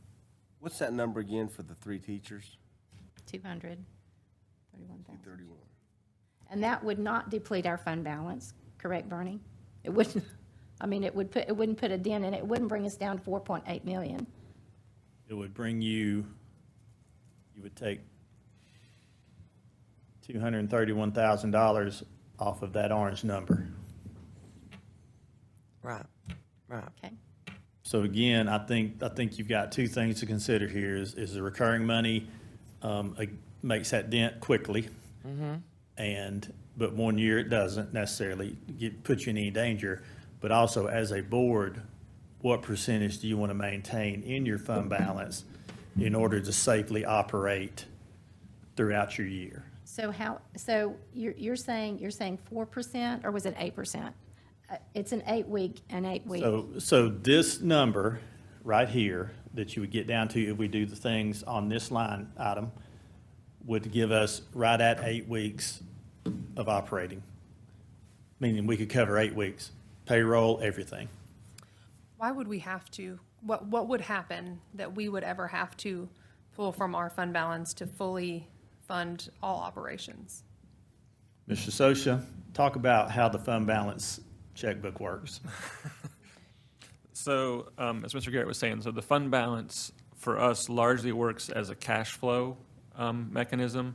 At the beginning of the year, we use it to help maintain any of our programs that are ongoing until we get funding in the fall, like for our federal programs. We do that a combination of state and local dollars. At the end of the year, it is helpful so that we have available dollars should something come up at the end. So we have a full budget available. If something were to happen this week in maintenance and we had to fix it, we would have the dollars available in our fund balance that we would not statutorily violate our budget. And then just during the year, it's good to have that cash flow in the fall. I go back to when I first started, we didn't have much of a fund balance and we couldn't make payroll in December because we were getting our money behind when we actually had to spend it. So I don't like to go back to those days, but that's how it works. It's a cash flow for us. So how far behind, can I ask? How far behind did we get? Back in the day? That you don't want to revisit? Yes, well, we used to get our money from the county over 12 months. So when we hit our local supplement in November, and then our December payroll hits, that was when it happened, because we had spent that extra $3 million, so our fund balance was used to fund the local supplement, but we didn't have enough to meet the December payroll. So that was the issue back then. Back then, it was closer to $2.5 million. Okay, and that was last year? No, that No, was this has been 10 years ago. 10 years ago? Yes. Okay. So, but you said we get paid different. Like, what are the chances that that would happen again? If our fund balance was lower, what are the chances that we would actually be like an issue would actually come up that we couldn't pay something. I think that's sort of where Mr. Garrett's going, is that what is that comfort level of fund balance that we want to have? I mean, if we went down to zero, it would be very high. If, Ms. Norman, what I would like to do is really figure out, because this fund balance has been floating out there, in my understanding, for years, without really a set, this is where we want to stay. And I don't like that, because, one, you're gone, I'm gone, whoever, years down the road, how did we get here? I never liked not having kind of a codified procedure of, this is why we do what we do. Now, whether you like what we do is debatable, but this is why we do what we do. So in my previous district, I knew what that number was. The board said, we want it to stay here and not to go under here, and we operated flexibly until it got to that point. In this district, I would love to do the same, and what we can do over the course of the year is figure out where's that big month, where are the big payments coming in that we would need to make sure we had the cash flow. And then you as a board can say, all right, so we want this fund balance to be here or greater. We don't want it to go below X number, or we want to maintain a percentage. As I said, the Board of Commissioners maintain a percentage, which lets them operate so long if they have an issue. The percentage would be one that would ebb and flow with your funding, whereas a number doesn't necessarily. So $2.5 million fund balance in 2017-18 is a much different percentage than a $2.5 million fund balance in fiscal year 25. So again, it would be your pleasure as a board to say, we want a number or we want a percentage, but what I would love to do is work with our finance department to see where is that number that we could run into trouble. And then you'll know at that point. That way, again, I like the sunshine. It's a pretty good disinfectant. Why is there 4.7 in there? 4.7 is there for 8 weeks operating, because when we come to the supplement in December, it drains it down to this, and we need to have a cushion. That number may be 3.5, that number may be 2%, 4%, whatever it is. But I would like to get to that number for you all as a board to debate. And then, you don't put it in policy, but it is your operating procedure. And so that as you add new members, or as you have new people in these roles, they understand, well, why was it 2.5 this year? Why was it 2.8 that year? Why was it 3.6, 4 years later? That's why I'm having a lot of questions here. Have we ever used our fund balance for anything other than for when things just don't line up time-wise for that money? Yes, so you can do one-time projects out of that fund balance. One of the things we did out of fund balance is we did the security fencing around East last year, and the fund balance is what's supplementing the CEP this year. So you can do other things with your fund balance because it is very flexible to use, but you want to make sure that it's one-time pieces, that you're looking at one-time budget hits so that you know exactly what it is from year to year. Realistically, I think we've used it when we end up as a shortfall in a category that was a little more expensive than we anticipated, typically because we didn't know what the state budget was when we set our budget. Other than that, yeah, it's just like a bank account that we're swapping in and out, but you do have to anticipate, shortfalls in some areas that you could not have anticipated. And it built up over ESSER because you were able to defer some things that you typically used your operating budget for and take those, recapturing those federal dollars back in, whether we're talking about the devices, because that is some of what has built into that fund balance. The payment for the land exchanges with the city, that is what builds up fund balance. So then you would want to, so that's how it adds up until you allocate and designate that fund balance. So, that ESSER build up to get to roughly 7 million or a little over was why you were able to budget 2 million this year. One, to cover the shortfall when we got the budget from the state, and the other as we had taken the money for the security project at East, the fence, and then you had that cushion of CEP until we knew exactly what CEP would look like. So that's how that works. So that's why it goes 7 to 5.2. Then when all the dust settles at the end of your fiscal year, you see how much you've spent versus how much you haven't. that goes into that fund balance, and then you can talk about, my advice is always one-time licks. And it may be that, you know, you take 1.7 million and get to 3 million. I don't know. I would like to, again, have Bernie work on where does he feel safe so that we can operate, because the last thing we want to do is get into the middle of a year and have to go ask him for money. That's just, they have, but that's just bad business. Yeah, we don't need to do that. I just think that's bad Well, business. I think step one, you're correct. I need to know for myself an exact number of what you think we need and why. And then I just want to be able to consider that very carefully, because I think the issue that we're kind of having here, you know, when it comes to the Board of Commissioners and, you know, this has been a very hot topic because of our budget. You know, it's a huge budget. There's a lot that plays into it. I'm still trying to like wrap my mind, you know, learning how this works, and try to be as good a steward as we can over our money. But I think we just got to be careful. And I want to make sure, like I said, I know a concrete kind of number, because when, you know, we need to be careful saying they didn't give us all the money that we needed, because if we have millions of dollars in our fund balance in excess of more than we actually, that, you know, say the number was 2 million, that's probably lower, but let's say 2 million was what we technically would need in our fund balance. If we have, you know, 2 or 3 more million just sitting there, and then we're throwing around shade saying they didn't actually fund these things, look, they're not giving, you know, it's like, wait a minute, we actually do have that money sitting here. So I just want to be very careful and make sure that we're all on the same page. Whatever that number is, I just want to make sure I know, because if there is other things that we feel like we need, whether it's teaching positions, social workers, whatever, we very well could easily just pay for that ourselves because that money's sitting there.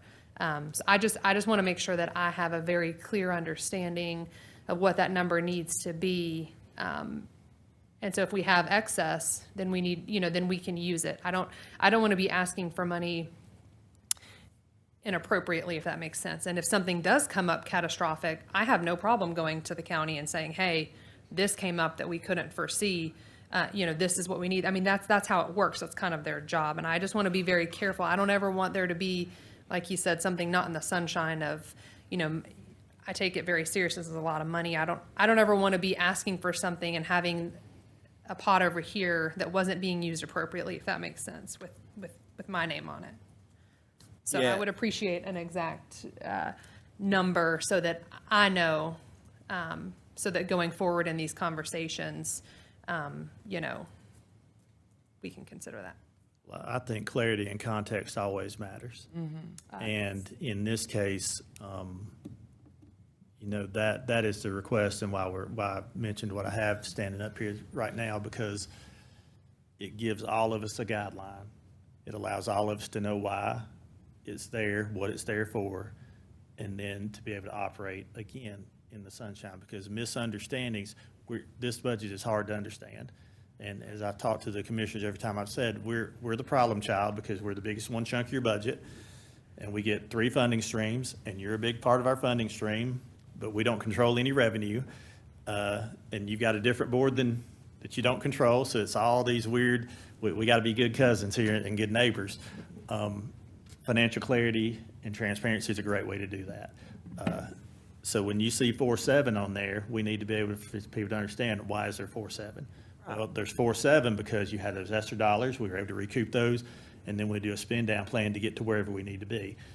But we need to know where we need to be, first and foremost, so that all of you understand and feel good about where you set that range. And I know you said the exact dollar. It'll have to be a range because our budget, Well, looking, know- I'm just saying for this year, if we was a percentage, Right. that would equate to a right. specific dollar. So, you know, it's always nice to think, if we can do a percentage, to think about a percentage, because that will ebb and flow. Because as you talk about, if we gain ADM, then we'll get more teachers allotted to us, but it may not always cover everything you need, but that percentage would sway and hold sway as you go through. So we would love to be able to do that and bring that for you all then to take action on. This is where we would like to, this is our goal. And personally, I don't want anybody listening or hearing that, you know, if if that was implying that I was throwing shade, I was definitely not throwing shade on the commissioners. I was just making clear that I read in 2 publications that we were funded everything that we asked for, and those 4 items were not funded that we did ask for. So it was the media that was reporting incorrectly. And second of all, you said the 2 months of salaries was 4.6. Is that what you said? In that range, 2 months of in that operating. range? Not just operating. Operating. That's our total operating. You know, in my business, we have 3 months. So I understand completely. I wouldn't go to 2 months, but if that's what you guys think are comfortable with 2 months covering, you know, I'm okay with that. Going underneath the 2 months, I would not be comfortable with. Again, we keep 3 at our store. Have we always kept 2 months as a school board, though, like all the years that you've been here? I'd have to go back and look. Our budgets have changed and our fund balances have changed. But going forward, I think that is a good measuring stick, and if we can change that to a percentage, that's fine too. But I think it's a great idea to try to maintain that fund balance to at least cover 2 months of operating. And in fact, I'm more conservative than that. I don't like debt. I don't like getting in trouble. So we have 3 months. So, you know, it's an opinion. It's a comfort level. I would say some years, that number has grown. Yeah. Because sometimes we get those extra federal dollars that pour, like the COVID dollars that poured into the Grants. school district. Well, we knew those dollars were gonna sunset at some point. So we had to start banking our fund balance for when those dollars sunsetted. So some years it may be more than that. But you've got to look long range, what's coming long range. And financial guidance has changed. For a long time, the LGC, Bernie, asked you to have how much? Was it 12 weeks? They asked for 3 months. That was one of those things when they did your audit and you did your audit report, the LGC that the county's under and all of us are under in the governmental agencies in the state recommended 3 months. Yep. They have since dropped that back because 3 months operating, as the economy has gotten bigger, is a big chunk of money. My previous district, we had 6 months, but it's a smaller district. So, you know, it's just all about what you as a board feel comfortable with. We can provide you with the data and then let you all make that decision. Do you want 10 weeks? Do you want 8 weeks? Do you want 2 months, 3 months, 1 month, whatever that is? But that gives us guidance then as we're making recommendations and dealing with the budget of where to keep that number. And then we can also talk to our county commissioners or taxpayers or anyone else, our teachers, when they ask about things. Why do you have that? Why do you have that much money? Here's why we have that much money. Here's what it does, and here's the percentage that we like. Because, you know, every year I know the Board of Commissioners, they do that 12% set aside, and then they work through their budget. That would be my request, is that we have whatever that percent set aside is, and then we work through the budget. And then you'll know, well, we have $1 million in fund balance we could use, we have 200,000 in fund balance we can use, or this year, we're really right on that cap. And that would be very helpful as we think about our financial planning, not just year to year, day to day, but, you know, years down the road. So, I'm sorry. I was just going to say, obviously, we know that the supplement increase is well-deserved, and it's not on the horizon, but what does that do to your job, Mr. Rhodes, when you're recruiting, knowing that we aren't as competitive as Buncombe County? I mean, honestly, it always puts us in a difficult position when we're not in a place that we're competitive. But I think also Mr. Garrett has made it well known that it's not just a recruitment tool, it is also a retention tool. And so I would just, say that, when you have people who have gotten a certain number of years in our county who live close to Buncombe County, it could be for an employee an incentive to move over to Buncombe County because, again, that local supplement. If I'm only at 9.5 here and they have a staggered scale and I could get 4 or 5% more based off the number of years, For some people, that's an incentive. The good thing about Henderson County Public Schools is that we don't have a lot of people who, once they come here, they want to leave. We treat our people very well, and they feel supported, and they feel valued, and I think that's the one thing about our culture that we have here that is always working in our favor. So, you know, those things can be challenging at times, but it's hard to tell what that's going to look like until we go back out into the recruiting trail. And so we'll see, and we'll keep an eye on that and see what that is, and happy to report that back to the board at an appropriate time. I know at one time, I know we've approved, like signing bonuses for recruitment. I'm just trying to find ways that make it easier for you to get the best people, because that's what we know makes Henderson County Schools great. And I don't know if, I mean, obviously a signing bonus is a one-time, it's not a recurring expense, but I know that then gets into everybody that we hired after what date, you know, we would need to include in that. It's just, I want to make sure you always have access to the best candidates for our kids. Well, I think we would all agree with this one statement, that nothing says, I appreciate you more than a paycheck. So, you know, and I think that goes for everybody.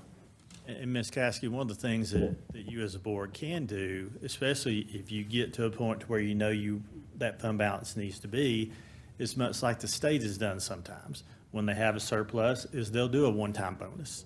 They'll do a lump sum bonus. It's not recurring, you know, when they have those excess dollars who come in revenue-wise. To me, as your superintendent, for us to help guide you financially, is figuring out where are we comfortable with our rainy day fund, for lack of a better word. Because at some point it rains.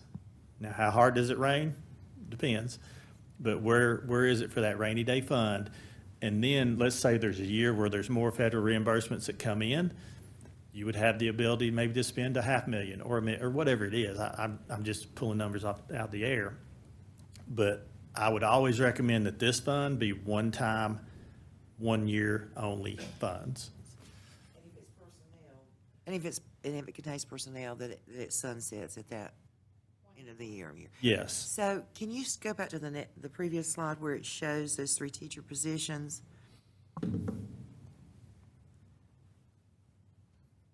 And I think you shared that one of your goals was going to be to work with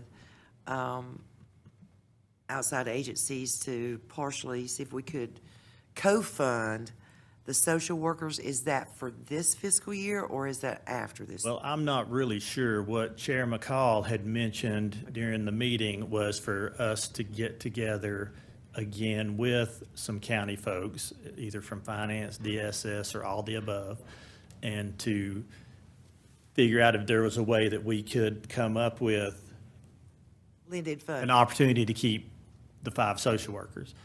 What I would like to do is let's take that burden this year so that we can maintain those services, which again, it's hard to find that out in June and fix it by the end of June, where it's much more feasible to say, here we know what our goal is, and we've got another fiscal year to run in order to get that total to where we need it to be. Because at some point, we need this line item to be in recurring funds, in the $35.37 million, that line item, current expense appropriation. And I will say this, I do appreciate, even, you know, with the questions that were asked of me, I appreciate those questions, and certainly am looking for opportunities that we could have those discussions more along the line through a year before you get to the end of the fiscal year and you have to adopt your budget. And I've made that offer, and certainly that's something that Mr. Socia and I have talked about. And I've got a little experience doing that, which has been very helpful at budget time, because you've had those conversations along, and you have that context, and people can ask you the questions before it's right to the midnight hour. But, you know, them giving us flexibility with $1.5 million has been very helpful. It is very helpful this year, and that extra $1 million gets us across the line to where we're not having to look at cuts, to where we're not having to look at reducing anybody or not hiring some folks back, with the exception of the positions that we knew ended anyway. So as far as making us whole, they did that, and a little bit to the good by giving us the extra $1 million and allowing us the flexibility with the 1.5. That flexibility is just very, very helpful. I mean, you can't understand how helpful this having that flexibility is, because the tough part about our budget is when people see you got 135 million or 150 million, why can't you do? Well, because that has to be used there. And if you don't use it there, it reverts back. Or this has to be used here for that same reason. This fund right here, this line item, that top line item, current expense appropriation, is our most flexible, to where then we can help continue to maximize those tax dollars by recouping the federal dollars that we can and maximizing the state dollars. And I can tell you that how we operate and how I've told schools to operate is we take care of that federal line and we take care of the state lines first, and then we get into this piece because it is the most flexible. So when you see positions, one of the things we do, we don't get enough state positions to cover all of our classrooms. So then we move to cash, or the current expense appropriation, the least costly of those positions. So you don't have a 29-year teacher with a master's degree and national boards out of that line item. You have a teacher who's on the zero scale. That doesn't mean they get less money. They get exactly the same money and the same benefits, but it lets us take that cash even further. So again, we're trying to maximize those tax dollars as much as we can. It's like your own home budget. We're making it stretch as far as we can stretch and do as much as we can with it. So I appreciated the commissioners meeting because it asked questions that I ordinarily wouldn't know to ask, which has brought up a whole new ballgame to me, because I think our budget being so complex, and I sit down and talk with Bernie one time, and we've had a meeting. This is like our fourth meeting on the budget, or me, I think, as a whole, and then going in detail. And I still think like there's more, as you say, there's this and that, there's many moving parts to it. So if you take the teacher's position and you say, okay, there's 3 teachers' position at $231,000, and you divide that by by 3, you've got $7,700 or $77,000 per teacher. That's, and you have to break that down. That has to be broken down. So that's teacher salary plus the benefits that they get. So a lot of people don't know that, and that was just a question I had. So here's what I would like to see happen, because I don't want another debacle like we had between this last board meeting and now the commissioners meeting, where they're going, oh my God, they're going to defund the school. It's crazy stuff. And that's not the case. We know that's not the case. It was just off the wall. But that we understand the budget.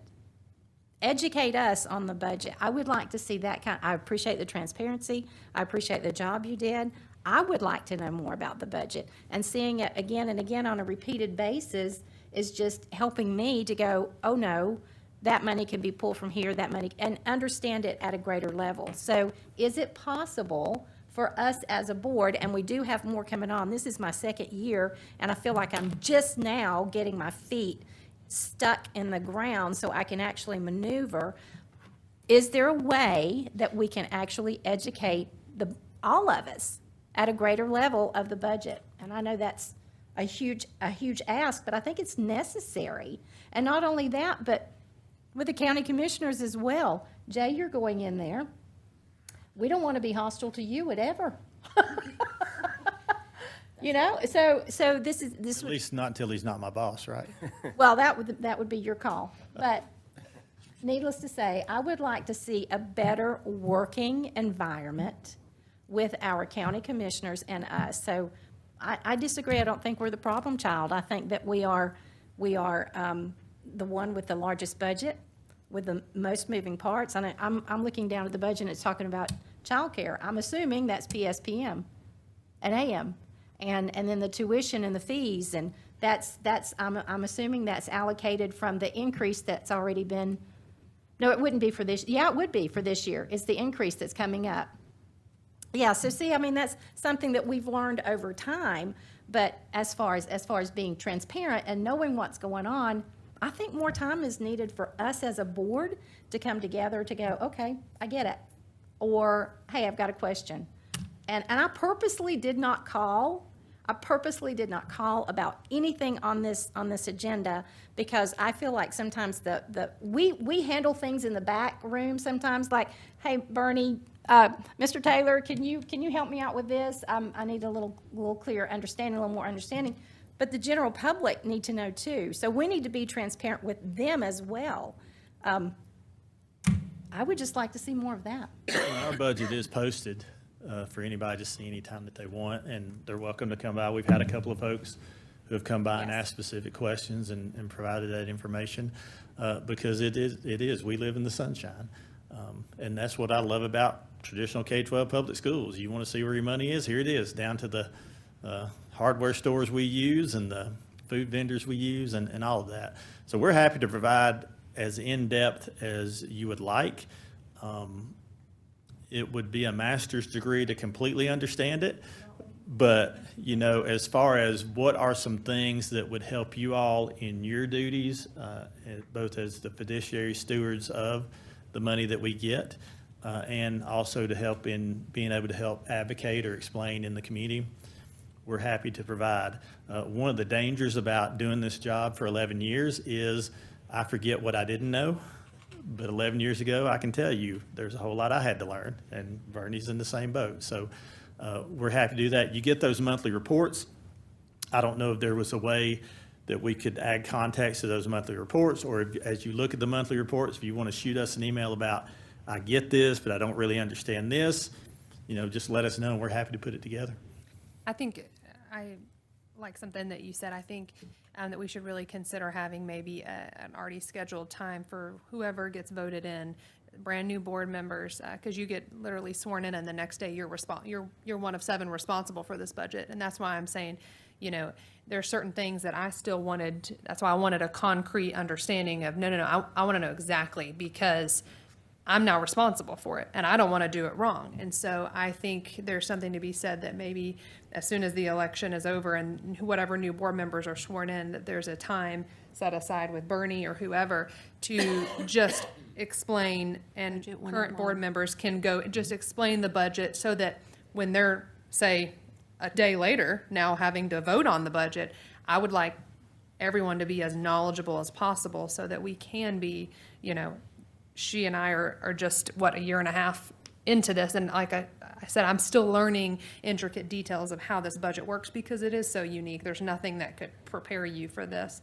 And those that have been on here for a lot longer, you know, they just, that experience, you know, it can't be matched. So I do think that if we could have something set aside to where Bernie or some of you could just sit down and just give a base level, you know, a couple hours or whatever to just answer questions and just go over what does this mean? What does this look like? What does this pull from, you know, so that when going forward, we are making big decisions, we are doing them in a more responsible way, you know. And Bernie, your jokes would definitely help to break the monotonousness of numbers. So what would also be helpful in that knowledge part is to know where we come to that percentage level. I agree. I think there needs to be a percentage. I also watched the county commissioners and I went, you know, they worked very hard to maintain their percentage because of the need that money needs to be there. It's a safety net. We also, I understand why we need that based on the shortfall 10 years ago and how things come and go, ebb and flow. But also, how do I know how to come up with that percentage mark without a little more information or a whole lot more information? Or what's that level? So I would appreciate that. And how soon do you want us to have that number? Well, you know, I don't think there's anything time-bound because what we're going to do is when the state finally gives us our budget is they'll work up the one that we'll ask you to approve overall. But for the purposes of right now, either approve or don't approve these pieces. And then I think we can have that in the fall. I would like it well ahead of any January works that we do with the county. I would like it well ahead of any of the initial things because you're going in to a new budget for the General Assembly next year. So that's always wild because I won't guarantee, but I will be shocked if they have a budget passed by the fiscal year. I mean, they've got a budget this year and still don't have it passed by the fiscal year, all of it. So, I would say let us work on that through the summer here. Let's let finance finish the year out because they're grinding hard today. But we can have that early in the fall. Okay, thank you. Any further questions? I guess we need to talk about if we are wanting to use what he has suggested. You probably need a motion. Yeah. So, yeah. I would appreciate a motion, yes, sir. So if you are comfortable with this, again, maintain the 5 social work positions, and we'll do that for a 1 year, and when we advertise the positions, and then increase the coaching scale by 1 percentage point, that's 551, which takes your funding to 35,929, and would leave you in the 4.7 range for your fund balance. If you're comfortable with that, we would appreciate a motion. Well, where's the teachers in that? That's not a recommendation that I'm making, because that's a recurring piece right now. But you as a board, if you wanted to do that, could decide to do that. What's your opinion, Dr. Ruthis, on that? No, I genuinely want to know, yeah. I would be in favor of, that's going to take 231,000. That would take our fund balance down, right, to 45. 4.5. Right, excuse me, 4.5. And Not I'm 45. okay with, I'm okay with that as long as we know we're talking for 1 year. Hopefully, during next school year, we can collaborate with our partners, be it DSS, whoever, and find out how we can blend and some funds from their funding streams and ours to co-fund those social workers, which would then in turn, in my little mind, free up a little bit more money that we may could extend those 3 positions on into the next year. I don't know. I think we're just buying time. That's all we're doing. And, but if those folks are willing to stay on with another 1 year contract, I'm okay with taking the down 231 more thousand. Well, we wouldn't necessarily do that on a 1 year contract because we have attrition every year. Okay. You have retirement, you have people moving in and out. So if anybody Right. listening, we're not going to hire, we wouldn't say you're one of the 3 people on a 1 year only contract. We would just staff like we would staff with those 3 positions in mind. And then as we get to the spring and we know, retirements come in, you have all kinds of rollover where we could manage that through the year if that's something that you would like to do. That would be my suggestion. I agree. And I'm comfortable with that. I mean, you may not want my opinion on that, but I just didn't bring it ahead because teaching positions are always a little more recurring, and those we've never really done a time bound, or I've never really done a time bound on the teaching position. But in this case, we wouldn't necessarily have to. And also, as we have more data in the fall, as you had mentioned, we could see if we could talk about a direct correlation to having, these 3 extra teachers in the middle school, and, has it produced what we hoped when we added them? I think having those numbers would be really helpful, but I do like the idea of keeping those 3 positions. We know it's not a person in particular. Right. And sunsetting them after we have more information. That is, Bernie, if you're comfortable with that. Okay. No, what we would do is we would know that that's a +3 for us this year, and we wouldn't necessarily have that +3 when we started to plan for the next fiscal year unless we had figured out the recurring piece of it, ma'am. Okay, so go back to the 4 again. So a motion would be something like, I make a motion for the Henderson County Public Schools to maintain 5 social workers positions, maintain 3 teaching positions, and increase the coaching scale by 1%. And of that total, whatever it is, that would be taken out of fund balance and reduce fund balance to 4.5. So for the sake of the motion, sir, it could be very simple in that you would make a motion to fund the 5 social work positions, maintain the 5 social work positions, maintain the 3 teaching positions, and increase the coaching scale. So moved. So. Can you do that? And then we can figure out the numbers, because again, these are all estimate numbers. That's So right. I'm always hesitant to put an actual number in there. We can always tie the number when people say, well, how much were those 3 teaching positions? We can always show them.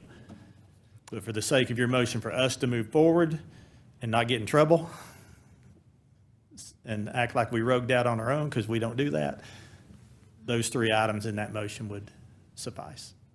Are you ready for a motion? I think we are. All right, go ahead. No, you go ahead. All right, I will make a motion that we maintain 5 social worker positions, maintain 3 teaching positions, and increase the coaching scale by 1% point out of our fund balance.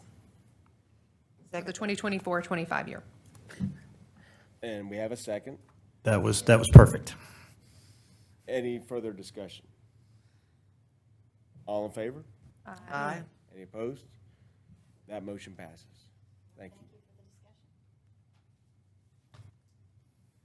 Thank you all. Yes.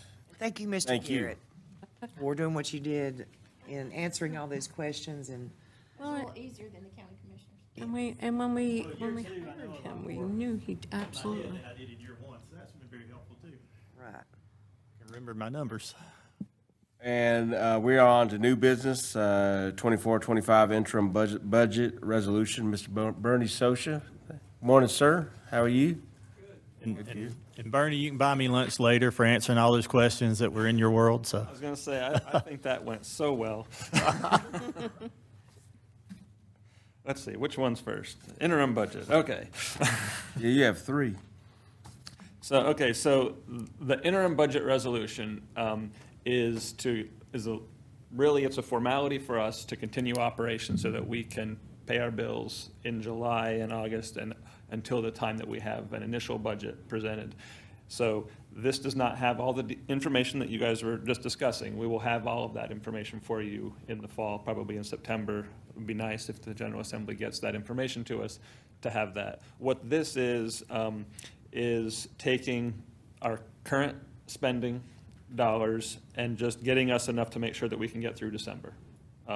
I've adjusted a little bit for the known statutory increases we're going to have to get the percentage to get through December. It does take into account on the local budget, now that we know what the appropriation is, that is adjusted for those numbers to get us through December. It does include the capital budget as we know it to be at this point for the whole year, so we can get all the projects started if we wanted to right now. But this is really just to allow us to keep paying our bills in July through the year until we have an initial budget in place. But I'll answer any questions you have on it as we move forward. Any questions? Okay, so on page 2, when it says, on page, and this is just for my clarification and education purposes, when it says non-program charges,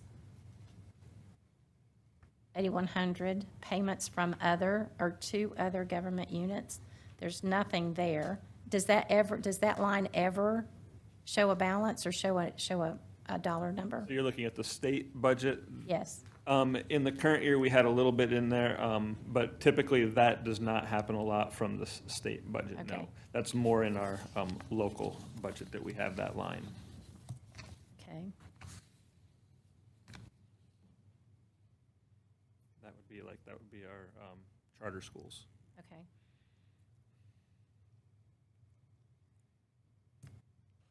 So 8,100, 8,400 is usually charter school. The 8,100 is, yes. Okay, the 8,400. 84 was where this year in the current year, where we're transferring money to the child nutrition program. Yes. It's an internal transfer. It's amazing how those dollars match up to what was. Okay.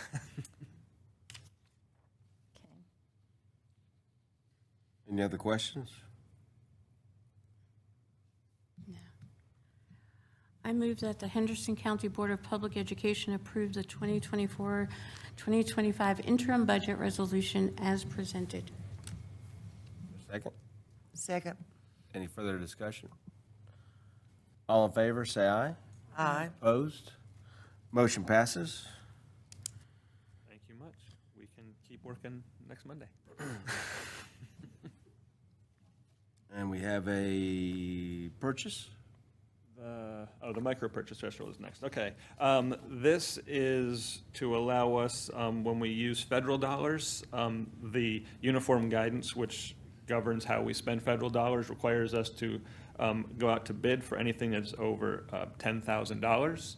As you can imagine, $10,000 does not get you very much. That would be a lot of bids.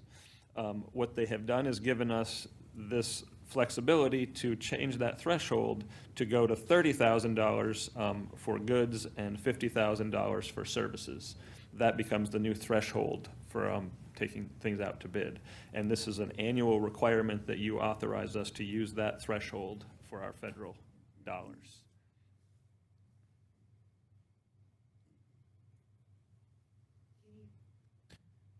Can you give us some examples of the types of purchases that would fall under this from our federal funds?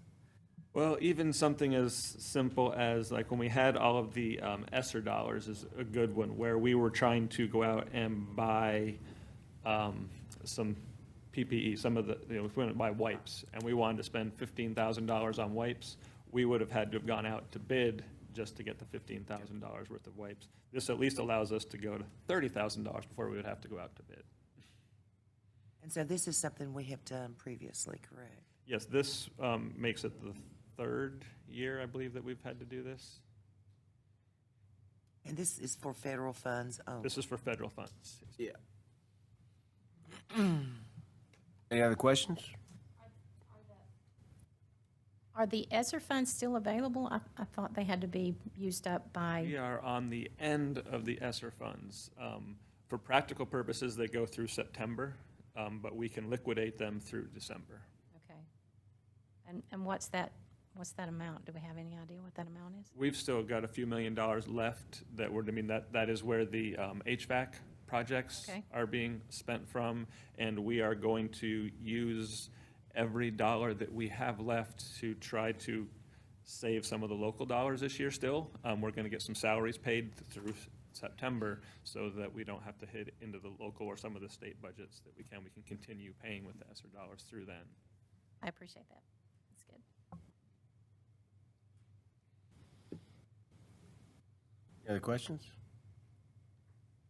Yeah, I move that the Henderson County Board of Public Education approve the resolution of authorizing the increase of the micro purchase threshold for the fiscal year 24-25 as presented.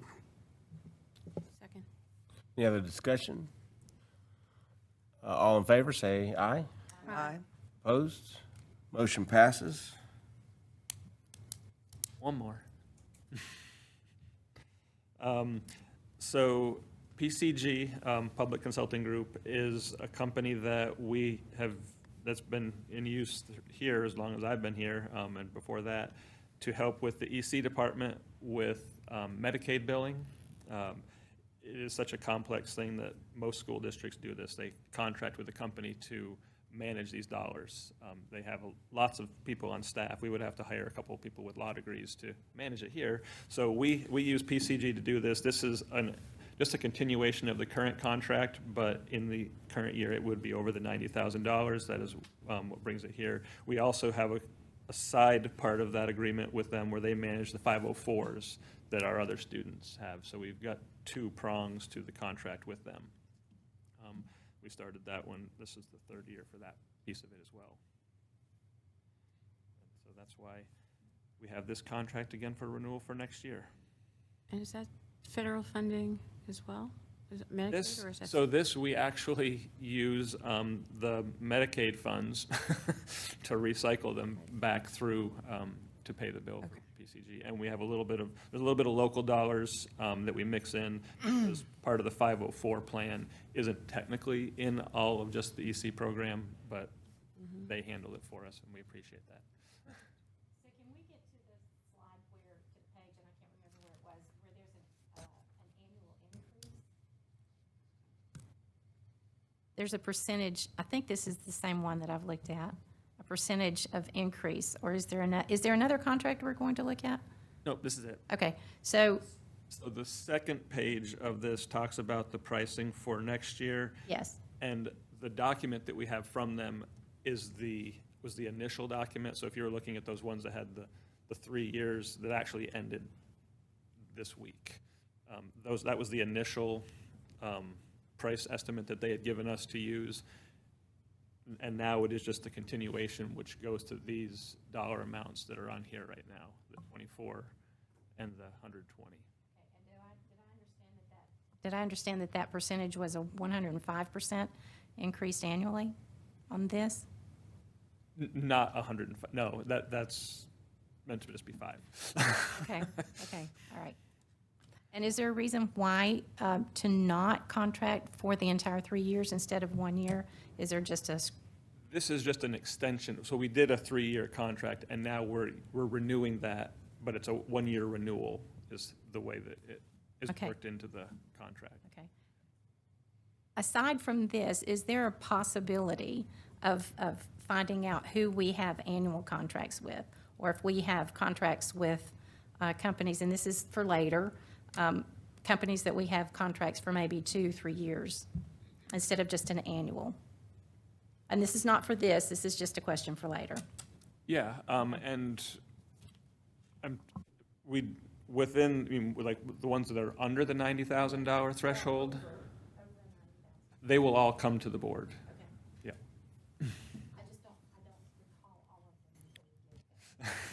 Yeah, the terms would be in all of them as well. Any further questions? Take a motion. I move that the Henderson County Board of Public Education approve the continuation of PCG contract as presented. Second. Second. Further discussion? All in favor? Aye. Opposed? Motion passes. Thank you, sir. Thank you, and happy New Year's Eve. Man, y'all took it easy on Bernie. I know. Because we got all tired. Had to catch our breath. It's just one of the many services I offer, so thank you. Yes, sir. You're up, Mr. Taylor. Good morning, board members. Today I'm bringing to you policy 4400, which pertains to attendance. And the reason that we wanted to go ahead and bring this update to you today is due to the possible changes that come with it, and that our flex schools will start, and actually our traditional schools start before our next board meeting. So over the course of this year, we've received some feedback from parents about Section F of this policy. Section F is the part that covers either the number of days that a student, the way it is written currently is that it describes the number of days that students have to be in attendance. So the way it is currently written says elementary school students need to be in attendance a minimum of 164 days, middle schools minimum of 166, and then high schools was broken into our 4x4 and traditional schedule, 4x4 being a minimum of 85 and traditional being a minimum of 170. Well, everything else that's presented to our parents is how many days their students have missed, and that's the way our students, that's the way our parents all view attendance. And so this policy really creates lots of confusion and questions from them because of the way it is written. So what we're proposing is an update that changes that language to describe the number of days that a student can miss that is both excused and unexcused. That really puts it in very plain wording, as well as describing that it also includes excused and unexcused absences as well. So what we're proposing in this update in Section F is that it would read that elementary students may only have a maximum combined total of 14 excused and unexcused absences in a school year. It would then match middle school. Middle school students may only have a maximum combined total of 14 excused and unexcused absences per school year. Under 3 for high schools, we're going to reword that to semester-long courses and year-long courses because we have students at Hendersonville High School, for example, most of their classes are year-long, but they do take some that could potentially would be semester, and then the same is true at our other high schools that some of their courses can be year-long as well. So it would read that for semester-long courses, high school students may only have a maximum combined total of 5 excused and unexcused absences per semester per class. And then for year-long courses, high school students may only have a maximum combined total of 10 excused and unexcused absences per class. So that is the update that I'm proposing and presenting to you this morning. Any questions? Very much so. And it's, you're requiring action, so we'll take a motion. I move the Henderson County Board of Public Education approve policy 4400, attendance as presented. Second. Any further discussion? All in favor? Aye. Opposed? Motion passes. Thank you, sir. Thank you. General operations, sir? Thank you, Mr. Chair, members of the board. It's my pleasure to share a few general operations for the second time this month. Again, our kindergarten registration is wide open, and we're getting ready to welcome the class of 2037. So by the time we get together the next time, the little shavers will be in school and rocking and rolling. So I think I told my age there by saying little shaver, but kindergarten registration is wide open. Thanks. Thank you. June 3rd through July 26th, our summer meal program is still going until the end of summer. And we have those feeding locations there, Jackson Park Shelter 4, and then East Flat Rock Park, and then Edneyville Community Center and Dana Community Park. So we hope folks will come out and take advantage of those. First day of school for students on Flex Calendar is July the 11th. So we're getting ready to roll into July. We're going to celebrate Independence Day, and then we're going to welcome our students back at Bruce Drysdale and Hendersonville Elementary. Our administrator in service is all day on July the 29th at Blue Ridge Community College. We're inviting y'all to come have lunch with us at 12 that day. We will not do the legal update, so we will just have lunch. What we're going to do, I talked with Mr. Campbell about doing the legal update during our principals meetings where we have more time really to focus on that, and we will do that in September. What about a legal update for us as board members? So I am happy to set that up anytime that you all would like one. So I know that Mr. Campbell has several of those that he can come present. Or if you would like to join us in September during that portion to hear that same legal update, we can invite you to that as well. It's a lot of overlap, so I think it would be very appropriate either way that you all would like to do that. So we'll let you know when that is in September, and if you have a chance to go in there, you're happy to do that. And then if we need to bring him otherwise, because that can also help fulfill some of your in-service hours that you're supposed to do each year for your board service. Our new teacher breakfast will be at 8:30 on July the 30th at Highland Lake Inn. So we invite you to come say hello to our new crops of teachers. That's not just our beginning teachers, that's anyone new joining Henderson County Public Schools. August 1st is our United Way Day of Action. It'll be from 8:30 to 11:30. There is a rain date of August the 2nd. First day of school for students on traditional and early college calendar will be August the 12th. And then August the 19th, and I appreciate you all moving that meeting back 1 week so that we can get out and check on our schools on the first day, will be your regular business meeting for August. So that'll be 4 o'clock start here in this room. Closed session will begin at 3 as well. And certainly I am very thankful to our finance department. This is always the meeting that we get to let them breathe a little bit more of a sigh of relief at this point, and all of the hours they have put in. And then we start to see them actually take vacation when July hits. So certainly appreciate what they've done. And Mr. Socia, if you'll pass that along to your staff, I know that they do a whole lot behind the scenes that people don't see. And the days that I sneak in here on Fridays when we're closed, the finance department has not been closed. They have been working right away. So certainly, as you have talked at length today, and certainly very important to understand, this is a big undertaking, taking care of everybody's money and all the different sources. And I just want to say thank you for those efforts, because your audits are always clean, which is a blessing, and due to a lot of hard work. So, Mr. Socia, thank you. Anything else? Take a motion to adjourn. I make a motion that we adjourn. Any discussion? All in favor? Aye. Motion passed. Thank you.